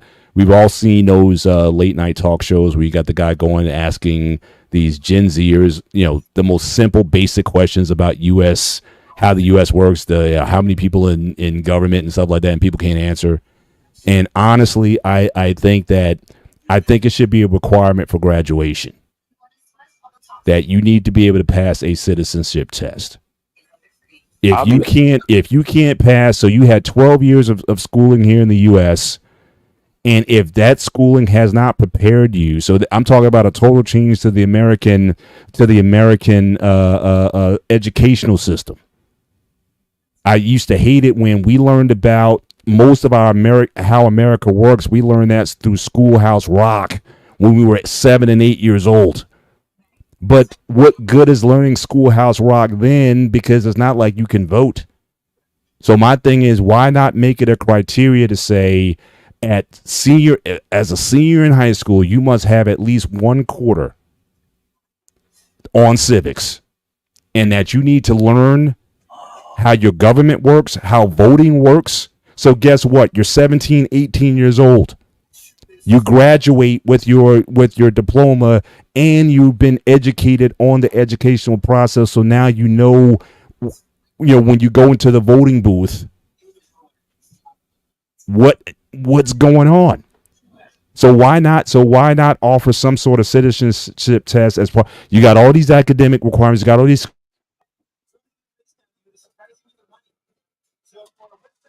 You're muted, buddy. You got muted by accident. You muted yourself. I muted myself. I just like that. I'm saying, but why not have something where you have to pass a citizen? It's not terribly. I mean, I've known people have taken it. We work with a lot of Asian Indians and whatnot. So again, if they can pass that test, is not the hardest test in the world. So I'm saying, so why not have it where to graduate high school as a requirement, you must pass a citizenship test. Learn about your country. But a lot of these folks, they don't know who the president is. They don't know who their local mayor is. They don't know anything. Like, you're right, so important. Jimmy Kimmel, he used to do he would just go to people to say, hey, who's the if the president and vice president die, who's the next in line for succession in the president? Like, they don't know anything. Most of them have no spot about the country. So why not have some sort of citizenship test to say, okay, now you can vote. Now you can vote because you at least have you've gotten some schooling and education in terms of, again, what's going on. You should know about your country. You should know about the voting laws. You should know about some basic things before you go into that. But we got a lot of low information voters. Paul. So I know that sounds pretty that's very radical, but I felt that for just working with immigrants for most of my professional career and what they've had to go through to become citizens. And our kids don't know half of whatever. I'm like, to me, that's a problem. That's always a problem. Forward, I did a Google search about the Greek citizenship. Says you have to become a Greek citizenship. You have to take a written test called. It's the English. It pretty much means the version of the English version of citizenships. Pan-Hellenic. Yeah, the English definition doesn't do justice. But what I'm seeing here is you have to know the Greek history, the graphic, the language, and some other stuff. You gotta know the language. Yeah, the Greek history. I said. Oh, the Greek history, but not the. No, you are correct. The test is in Greek. Anton gets the prize on that. He is correct. Yeah, Speaker of the House becomes his third in succession for the presidency. Yeah, but I know for a fact Greek doesn't offer more than one language. It's only Greek. You cannot take the test in English if you're going to be Greek. So you have to take the test in Greek in order to become a Greek citizen. They don't have an English. They don't have an English equivalent. So you got to be so if I'm gonna do this, I got to be all in. So I can't just do it. I got to live. So I'm gonna have to live. Take the Rosetta Stone Greek course, and not only that, I got to learn Greek alphabet. So there's one thing to learn the language. I got to learn the whole new alphabet. But I think that makes sense though. If you're saying I want to be all in, and the kids, I go there. I have a family. I have kids. Mm-hmm. They're going to be serving in your, they're going to get drafted into your military and things like that. Yeah, I think there's certain criteria that a person needs to go through. The language in Greece, like I spoke before, is English, but not everybody knows English. You might walk into a store. You want to pick a pack of cigarettes, argument's sake, right? And there's an older gentleman, usually the elderly works for small stores. He does know English, so you need the language. You know it, and as much English it is a second language, not a lot of people know it. But if I went to Athens, I got if my wife, because we're actually seriously thinking about a Greek vacation. So if we landed in Athens, I wouldn't have that much problem getting around.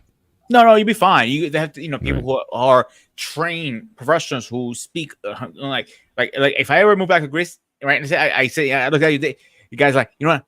Fuck this, I'm moving to Greece. All right, and me to find a job as a chef is probably nearly impossible because the cuisine down there is completely different. I had to learn from scratch, but I can probably get a very good job as a translator, as a tourist guide, or something like that. Mm-hmm. They're all over the place. Like I can work in a hotel. Oh, you coming up, Mr. Bay? Oh, yeah. Like talking to you, like you're like, wow, his English is really good. Like, yeah, I live in the States. But you have the other guys who are broken English. They can speak fluently, but if you tell them like throw a slang at, they're like, huh? Like that. Now, are you kidding? Now I know you've been here for a minute. So is your Greek, or is it kind of like Greekish? Like, is it like you go home? Do people know it's like? Are you commenting on as far as is your Greek enough, or is it like it's this guy's doesn't quite have it completely there? You sound like a Yankee when you go home. They call you. No, I'm not fucking Yankee. First of all, I call it Greeklish. The reason I call it Greeklish is a reason behind it because I keep up with the slang down there too. Right. So and when people hear me, like, oh wow, and like you can hear a little bit of the accent once in a while comes out because when I speak, let's say they say a comment like cigarro, for example, cigarette, or I say something else like it's an English word that use in Greek. Like PlayStation, for example, all right? That's an American word. I'll say they will say like the Greek broken version. I say clearly like PlayStation, and like I get one of these looks. I'm like, what?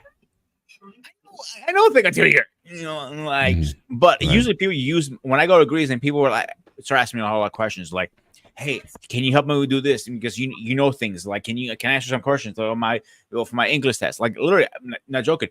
My cousin was going through English class in her college. She's one of the requirements. And the teacher was talking shit. I'm like, Well, me being a little 23-year-old punk ass little bitch, so I gotta put her in her place, of course, as an American. So I literally walked in there and embarrassed her in front of her whole class. And I saw I right there as she goes, "Who the hell are you in my class?" And I sort of like I said in English, like, the baddest, biggest motherfucker you'll ever meet. I went to her because who the hell? And she's going back and forth in English. I'm going back. I'm getting her punch after punch after punch after punch. Every comeback she had, she couldn't get, and I was throwing slang in there too, and that made it worse. She goes, "That's not an English word." I go, "Yeah, it is actually." I'm like, it's funny how I get her face turned red. Like, how do you know this? Like, took my ID. Like, I'm American actually. Right. So read it and weep, bitch. I went to her. Yeah, I went that far. Maybe I went a little too far, but I was young and stupid.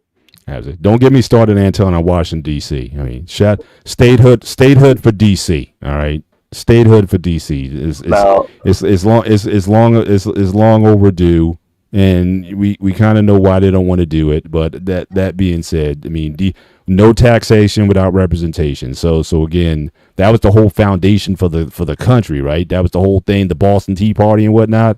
So how come my people in DC can't get statehood, man? So we all know what's going on over there, but I'll leave that alone. But I have a question for you guys now, a very serious question here for a second, and I might piss some people off, so I apologize right now.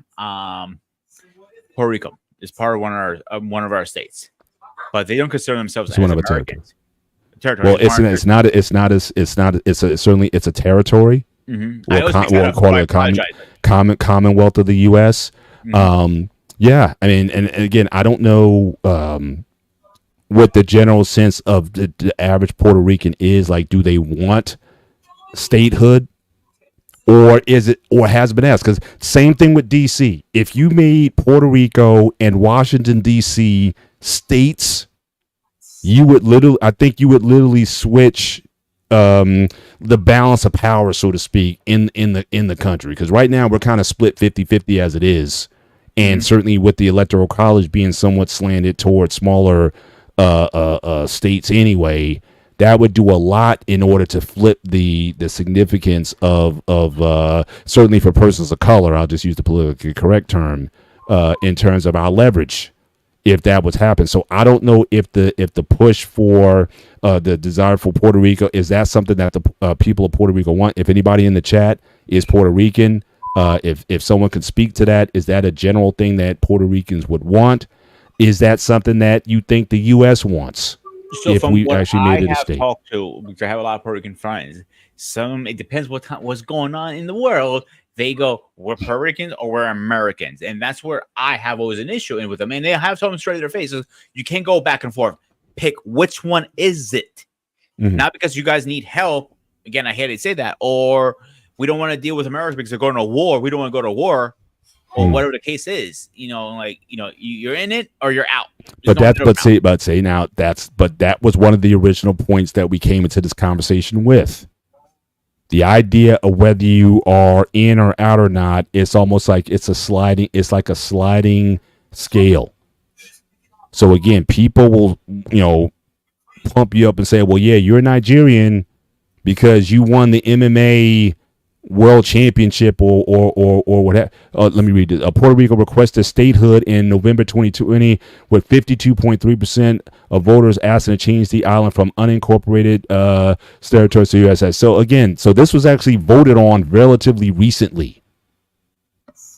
The District of Columbia is not a state. We know that. It's supposed to be a neutral site. There's no state has that. No way the state has advantage. States already have advantages over others. I mean, that's, again, if you look at our House of it, the Electoral College map, if you look at how that works, how is it that, some of these, Wyoming, like Connecticut has more, population than like 10 different states, but they get 2 senators. So that map, right? Every state gets 2 senators, right? So you throw in Colorado, Montana, Maine, Vermont, whatever. They don't even match population, but everyone gets 2 senators. So it's already slanted, and so it's a 50-50. It was that too. I'm sorry. It was what? I think it's a 50-50. I think some of them do, some of them don't. Like the old school Puerto Ricans probably don't want it, and the newer, the younger crowd, like, yeah, we want it. For the younger ones, it's definitely something that they may want. So again, we may be talking about this in real terms. What will be the next? What's more likely? What are the betting odds for who would be the 51st state? Would it be Puerto Rico? Would it be DC? Would it be Guam? Whoever wants to join the party. But the whole idea is about representation, and this also gets back to nationality. I think it gets back to the conversation about representation. And if I'm not represented, then why should I be? Why should I consider myself part of the country if I can't be fairly represented? But Paul, to go back to your thing about teaching the civic lesson in school, you and I both know you to have it back then in the early 80s. You have it in elementary school, middle school, and high school, but there had to be a reason why they yank out civic lesson from the educational system in public school for that specific reason, because you do have a valid point. The people need to know the civic lesson and another three branches of government, know how the country actually works on the governmental side, but if they're yanking that information out, why would they do so? That's something that Yeah, I think generally they want an uninformed public.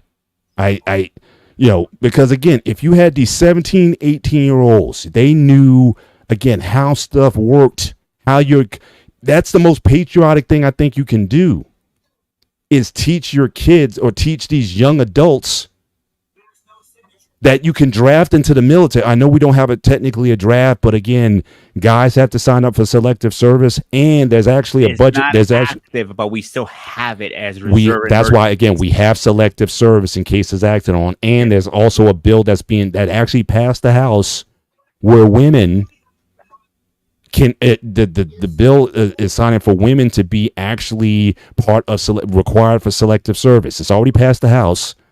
It's still making rounds to see if, in fact, I had the number for it. Reese, I'll see. I can look it up. But I know in Greece, grooming, you said men and women get drafted, right? I mean, you get only men, not women.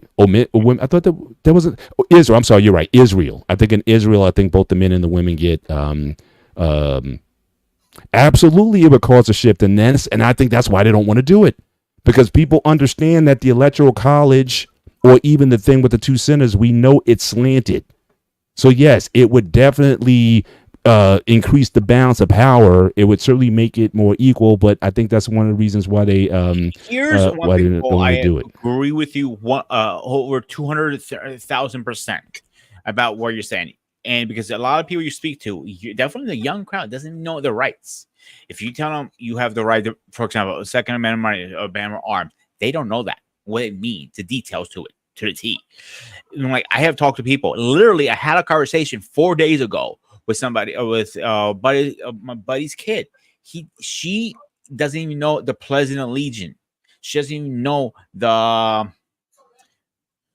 what's called any of those songs we sing back in the day. I can't remember, come to my head right now. I'm having a brain fart. I do apologize, but all those stuff, they don't know that stuff.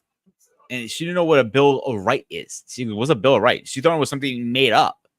Like, no, it's I went to a young lady. That is something you need to look into it. And you're in high school. She doesn't know that. They don't teach. They don't teach it. It's a red flag for me.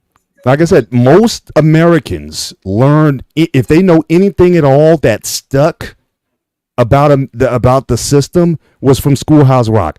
I'm just a bill, and I'm only a bill, and I'm sitting on Capitol Hill. That video. That was the only thing that for a lot of kids, that's what they knew. Hey, appreciate you. Thank you. Certainly for joining us tonight. We appreciate you being on. But so again, it was in high school, and that was over 30. That was, but most don't, or at least they don't make it a requirement for passing. So again, I don't know where they are with that. But yeah, example, even when I was in high school, I remember, I know it's kind of cheesy, watching Seven Heaven, and there was a whole thing about it, a whole episode. They didn't know their rights as kids back then. I don't even imagine. I only spoke one conversation with one young lady, but imagine the conversation like if I walked into school and trying to give a speech or have a conversation with these kids. My mind, I'll probably have more gray hairs, or I'm gonna probably pull my hair out. Oh, No, what will happen? You be the next bald head join the club. There you go. I just posted in the general chat for those interested. So again, there is a bill that actually it just recently passed House Chamber Committee 22 to it was approved 22-3 vote.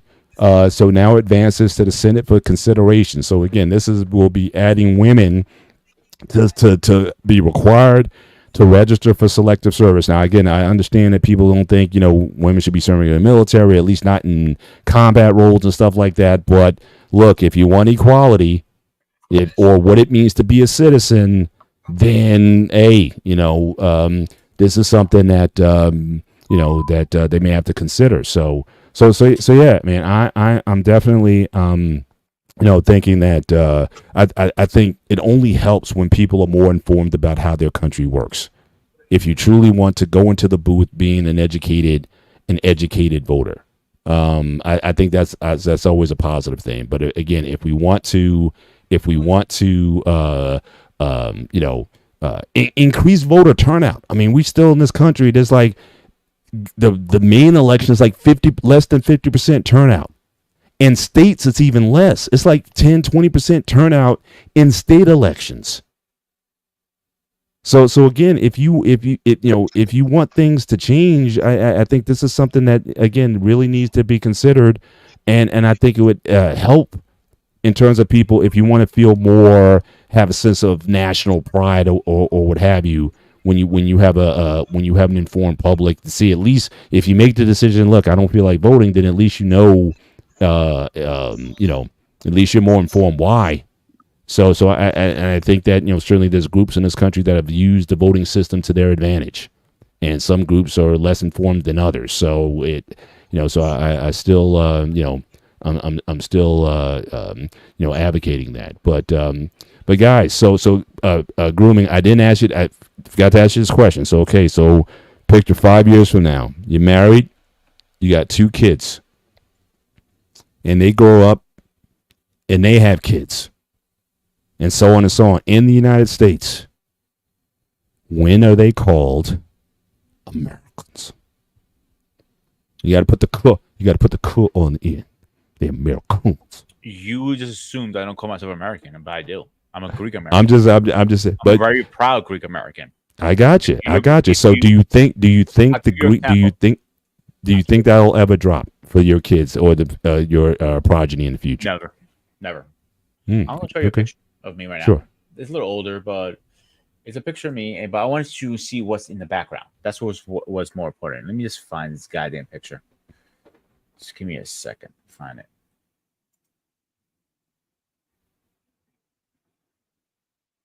But to your answer, the Greek is never going to leave because I am Greek.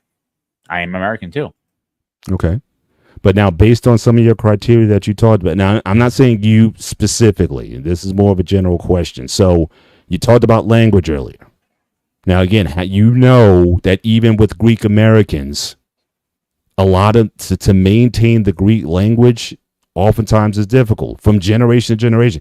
Now, I've seen so many times kids, they can understand it because their parents speak it in the house or whatever, but they speak mostly English. English is in school. Now, I don't know how many Greek kids go to what do you call it, the day school, the Greek school or whatever. Sunday school. It's called Sunday school. Yeah, I know what you're talking about. Right. But that continues. It depends on the church, really, because we're such a small community in the United States. Right. And because it is small, it's up to the parents to teach the language. Simple as that. That's how I always believed in it. Like my mother made it if I didn't go to Greece, she made it. Even back before I went to Greece, before I lose my thought, I was like, what's in the background? Yeah, U.S. flag. I got you. Mm-hmm. I got you. I have to say. So, and the funny part, I'm wearing the same shirt now in that picture. I hope you washed it since then. But yeah, I don't. Dude, you got to you throw punches as it is. You got to be able to take some and give some too. So we good.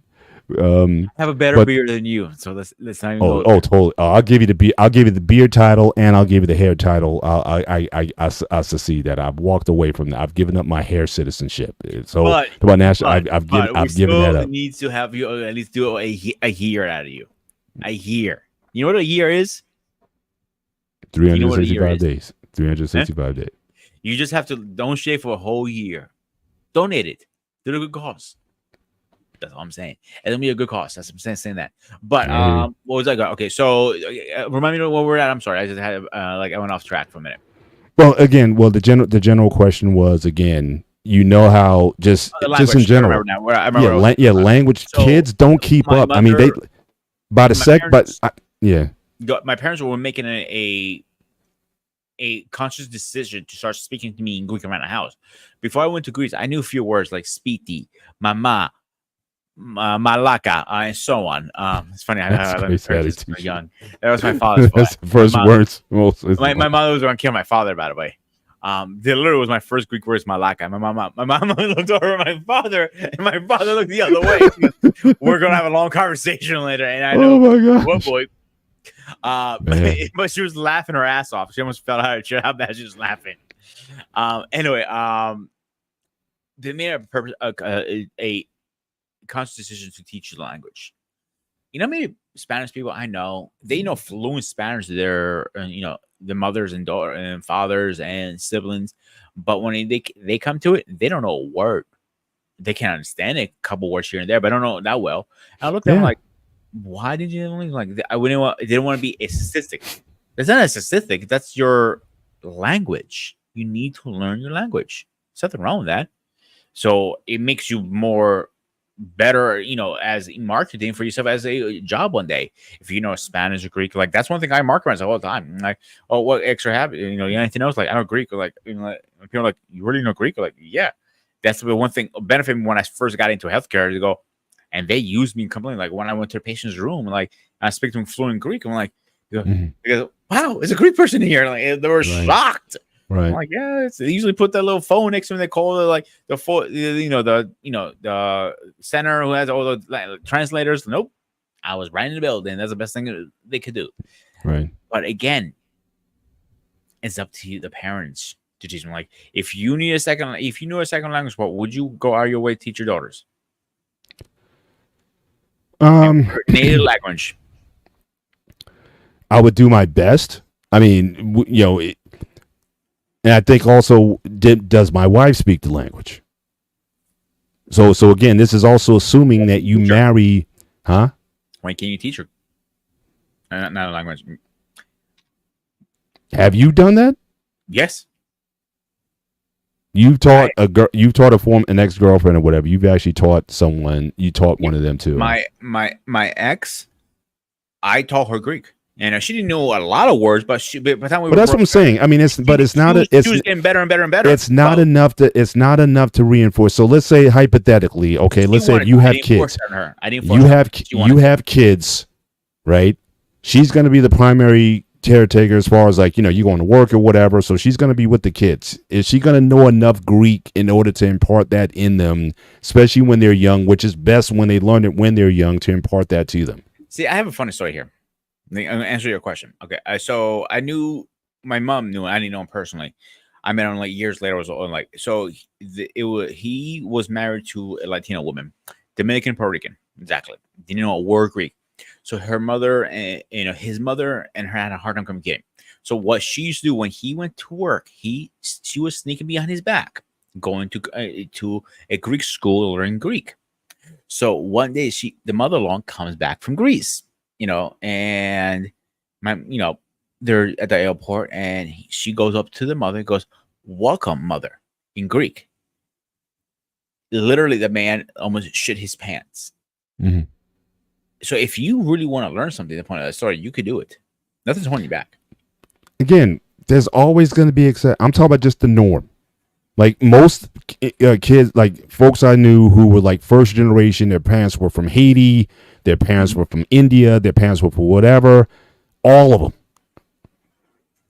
It's like they can understand what's being spoken to because the parents more than likely they're speaking that native tongue in the house. but they do not speak it very well. Again, one of my daughter's friends, she's from again from an African I forget the Sierra Leone. Sierra Leone. They understand it. I went to an event. They understand it. Mm-hmm. We have But Ekene on the floor. hey, my man, how are you doing?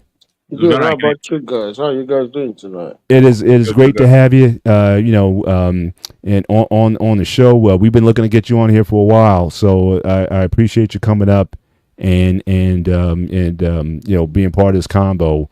But I was just going to finish my last point before I bring you in. But most kids I know, they understand the language of their parents, but they do not speak it very well, and the language will not last them the next generation up. That's generally what happens. Are there exceptions to that where they keep the language in the family all that time? But if you're in America, it's very difficult for them to maintain the tongue of their parents, at least fluently anyway, where they can converse with everybody. It doesn't. It's possible, but it doesn't happen often. So that's the only point I was making there. But Brother Ekene, certainly in the last few minutes of the show, just wanted to kind of get your. Coming back right now. Oh, he's coming back on? Yeah. Yeah, I was trying to connect with my. Oh, we had you there for a minute. We saw you. No, I was trying to connect with my headphone. And we can hear you okay. We can hear you. No, it's because of my daughter. I don't want my daughter. I don't want the regular phone to wake my daughter up. Yeah. Okay, go ahead, guys. I'm sorry about it. Now, well, once again, thank you for joining us tonight. We've been having this conversation tonight about nationality and asking the basic question as to when does someone become, not only in law, but also in identity, or just treatment. When do they become whatever? So again, this whole conversation started out with, there was this MMA fighter who just fought Israel Adesanya. He beat Israel Adesanya last week, and he made a claim that he's basically the true African champion because he was born in Africa, he trains in Africa, he lives in Africa, he pays taxes in Africa, and so he's the true African warrior, which offended a lot of Africans. And so that became the basis of a question and a discussion for tonight is, well, when does someone become anything? When does someone become an American?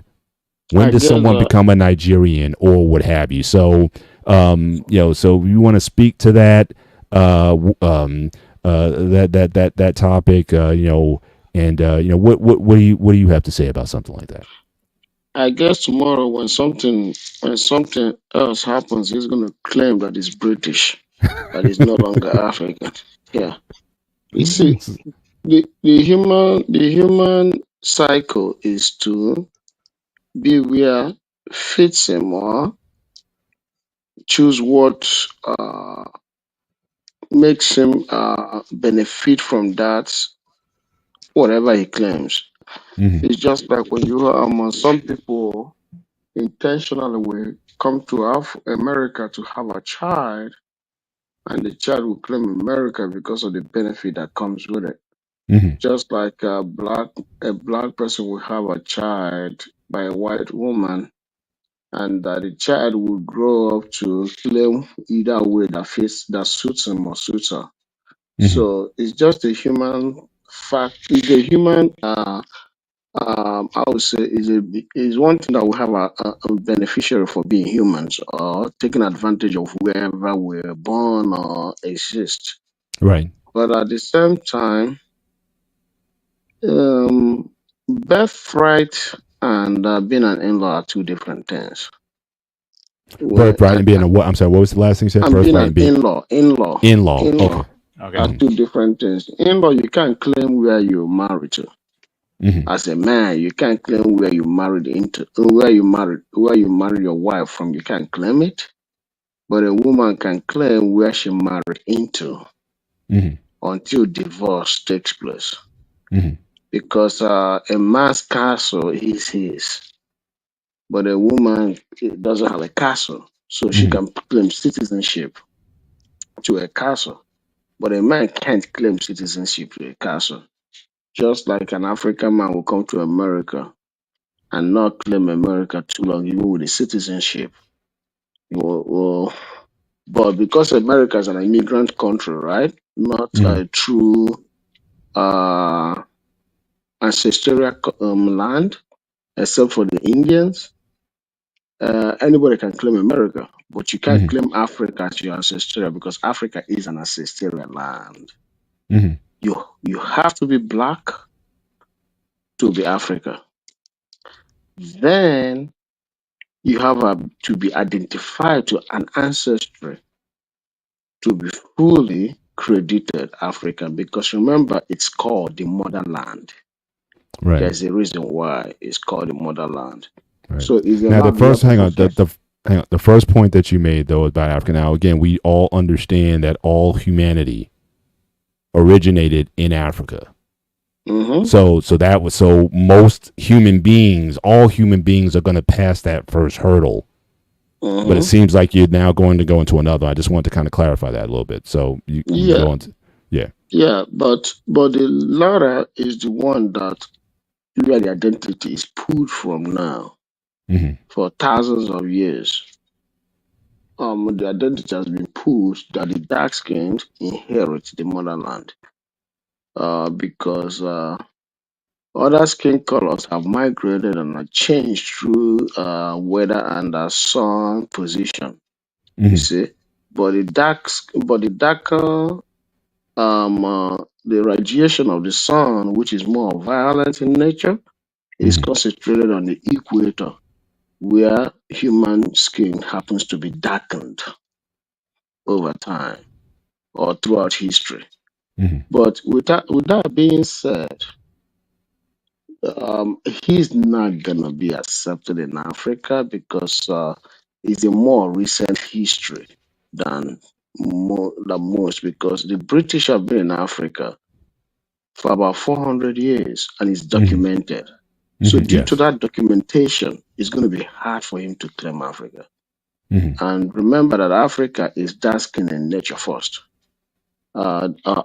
Do light skin exist? Yes, they do, but the hair texture is not the same. Mm-hmm. You see what I'm saying? Right. So it's going to be very. That's why the That's why the outrage comes, and you got to look at somebody like okay, use Elon Musk as an example, right? Mm-hmm. That's why white people cannot easily claim black continent. Elon Musk was Africa when he was born and raised in South Africa. That's right. He came to the United States and started making money. Guess what? He doesn't even acknowledge that he was born and raised in South Africa. Mm. He claimed fully European. He fights tooth and nail, bloody like a white supremacist. Proud of his white heritage. In fact, wants to make Europe and America white. You see what Mm-hmm. I'm saying? Yeah. Forgotten he wasn't even born in any of those continents. Mm-hmm. You see? That's why it comes down that it becomes difficult for Europeans to claim Africa because of their recent history and current history, because even the ones that are born in Africa still don't condemn the hegemony. You see?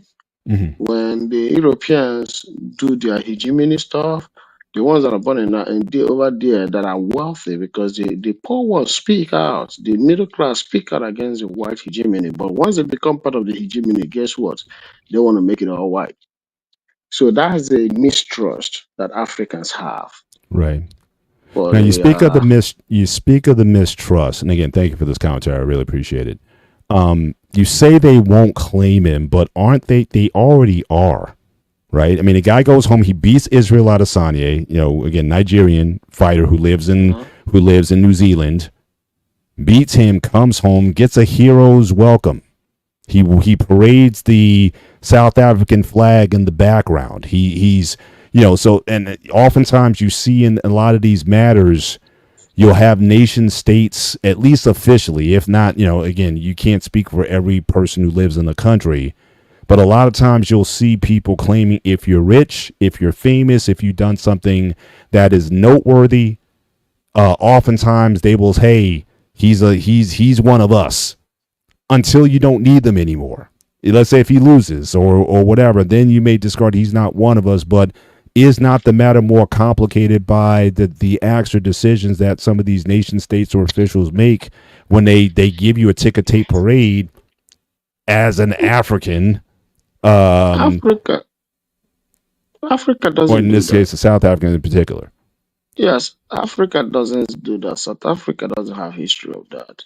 Win or lose, they don't claim. They don't. When you win, they don't claim you. When you lose, they don't deny you. It's not an African thing. I don't know of any African continent that have countries that have done any of African country or countries that have done that before or did that before. But one thing that I got to say is this, right? They weren't. They were not. They were celebrating him winning until he made a comment. You see what I'm saying, right? So it's like you come and then you a continent that you know that everybody is 100% dark. Mhm. You see, you have you been to Africa, Mr. Bennett? Not yet. It's definitely on my bucket When you list. go to Africa, it's like you went to Wisconsin. Hmm. No, Wyoming. You know how you go to Wyoming and you look left and right, it's all white? Yeah, right. Yeah, that is what Africa is. Before you see a white person in Africa, man, it's like looking for a needle in a haystack. It's that hard. Yeah, yeah. And then you come out from nowhere because you're born and raised there, you turn around and say, I'm your king. And you know that they have a recent history of what a king has done. Look at Mhm. King Leonard, what he did to Congo, Yeah. right? Yes. Look at what the King of England did Mhm. to the kings and queens of England did to West Africa, and then Mhm. the kings of France did to that's the French kings did to the Sahel and the French West Africa. The German kings with their history, all these kings, what they've done, Mhm. and then you come out and wore this white crown and say, no, wear an African crown and proclaim the king of Africa. I don't care who that African child is. If he was born just few hours ago, his hair is going to rise Mhm. because of the recent.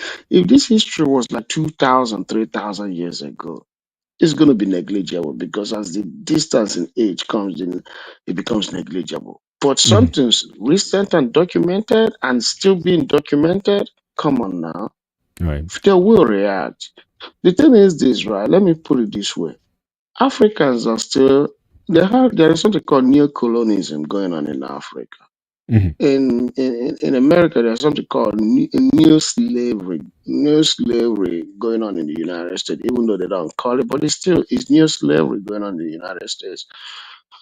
But the thing in Africa, just like in America, when certain words come out of the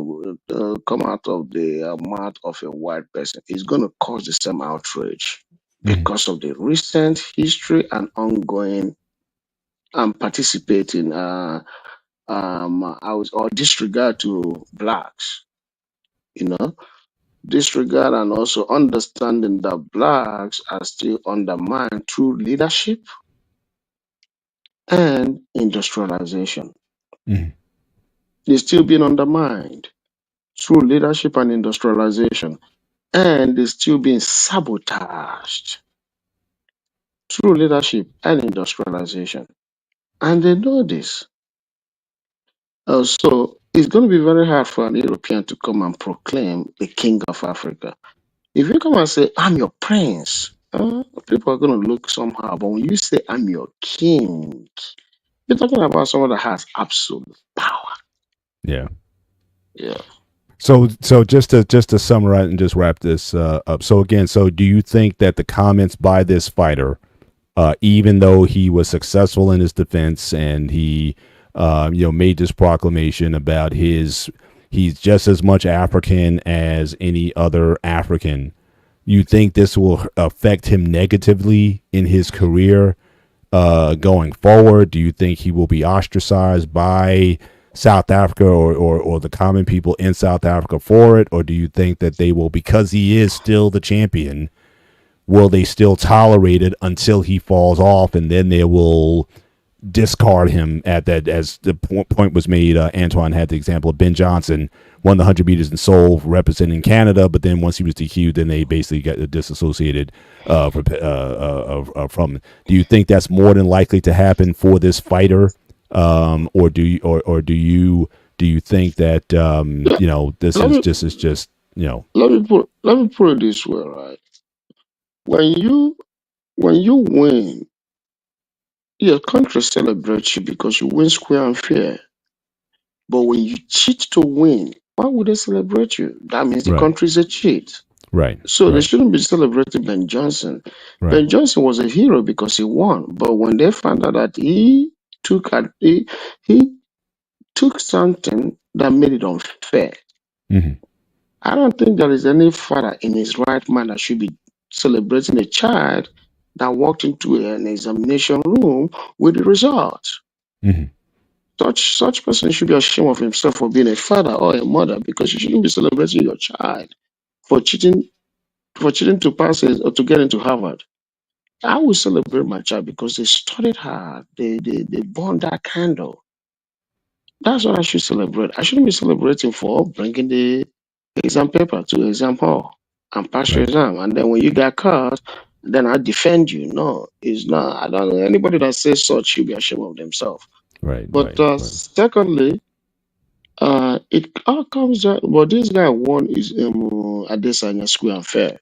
He didn't cheat. Mm-hmm.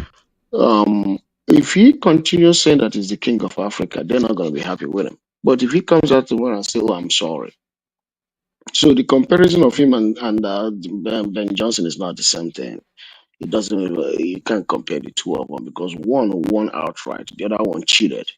Yeah, yeah, I Yeah. understand I understand what you're saying, but just in terms of for this fighter in particular, basically Mhm. saying like he's the true African champion, like the Yeah. championship of If he MMA continues is in saying it, Africa. It's not going to New Zealand. It's not going to yeah, America. The championship yeah. is staying in Africa, and he's using that. But do you But think look this at will? but look at what he said. He said, "I am your true champion," meaning that is an insult to the whole of Africa. But beside that, there are many Africans that have won that fight before him. Adesanya is a born-bred African child. So Mhm. Adesanya have won it many times before you came and won it for the first time, before you came to beat him, and now you are the true champion. So what you're trying to say basically is that Adesanya was not even a true champion of Africa because he's not even an African child. He's, Right, right. he disrespected Adesanya. That's why they reacted because he's Mhm. telling them that you see that dark skin guy is not your child. I am your Mhm. child. Why is Well, your yeah. I mean, child? there were several. I mean, it was Adesanya, Cameron. I forget his last Yeah, name. He's an MMA fighter, and we played at the beginning of the show. There was a video from a Ghanaian fighter who yeah, was also offended by those comments, but yeah. They will be he offended tied because more. Nigeria has produced two or three MMA fighters before him. Right, right. All right. So you predict that certainly going forward in his career, it will go because he's not backing off it. That was the thing. Obviously there was some outrage, and he said even early on. In fact, if Dave, if you're in the back, I can show that slide.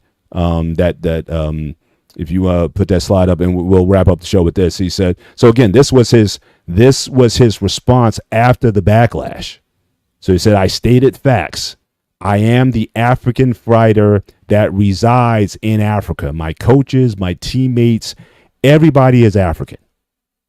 And so he said he's not necessarily denying the it says Duplessis insists that his intentions were never to discredit the respective heritages of the trio of African board champions who came before him, but he's standing on that, that he is an African fighter with the champ, and this was actually said in 2020. It's 2024. So the extent to which these comments even affected his marketability or his ability to earn a living with this, he's staying on this the entire time. So do you still think that I, this will still I'm, affect him I'm, I'm, negatively in the I'm, future? I think I just I think by you stating what he said in quote, actually brought more clarification to what we've been talking about. I don't see anything wrong by what he said when he said that I'm an African champion. There is nothing wrong about that. But if he had, because I thought you said he is a true African champion. No, the word true is the problem. But if he Mm, said I'm an African champion, because if he's putting on an African flag, right? If he's putting on an African flag, saying that I'm an African champion, yeah. of Well, this is course the he is yeah, an but this is the African. this is But the the yeah. This is his full his initial comment. So again, did those belts ever go to Africa? So when you talk about Cameron and Adesanya, the Pleasants asked reporters after UFC 285, as far as I know, they came to America and New Zealand. I'm going to take the belt to Africa. I'm the African fighter in the, so it says I am the that, African fighter. that's what that goes back to what we were discussing, that he's out of his damn mind. I'm going by statements because number one, Israel took his belt to Nigeria. You see what I'm Mm, saying? Israel mm, Adesanya took his belt to Nigeria. It was documented. There's a video about right, it that he took it to Nigeria. right. All of them, they all took their belts. As long as I'm concerned, and I've watched it, they all took their belts to Nigeria. They won it here, Mm, and they took it home because Israel took it home.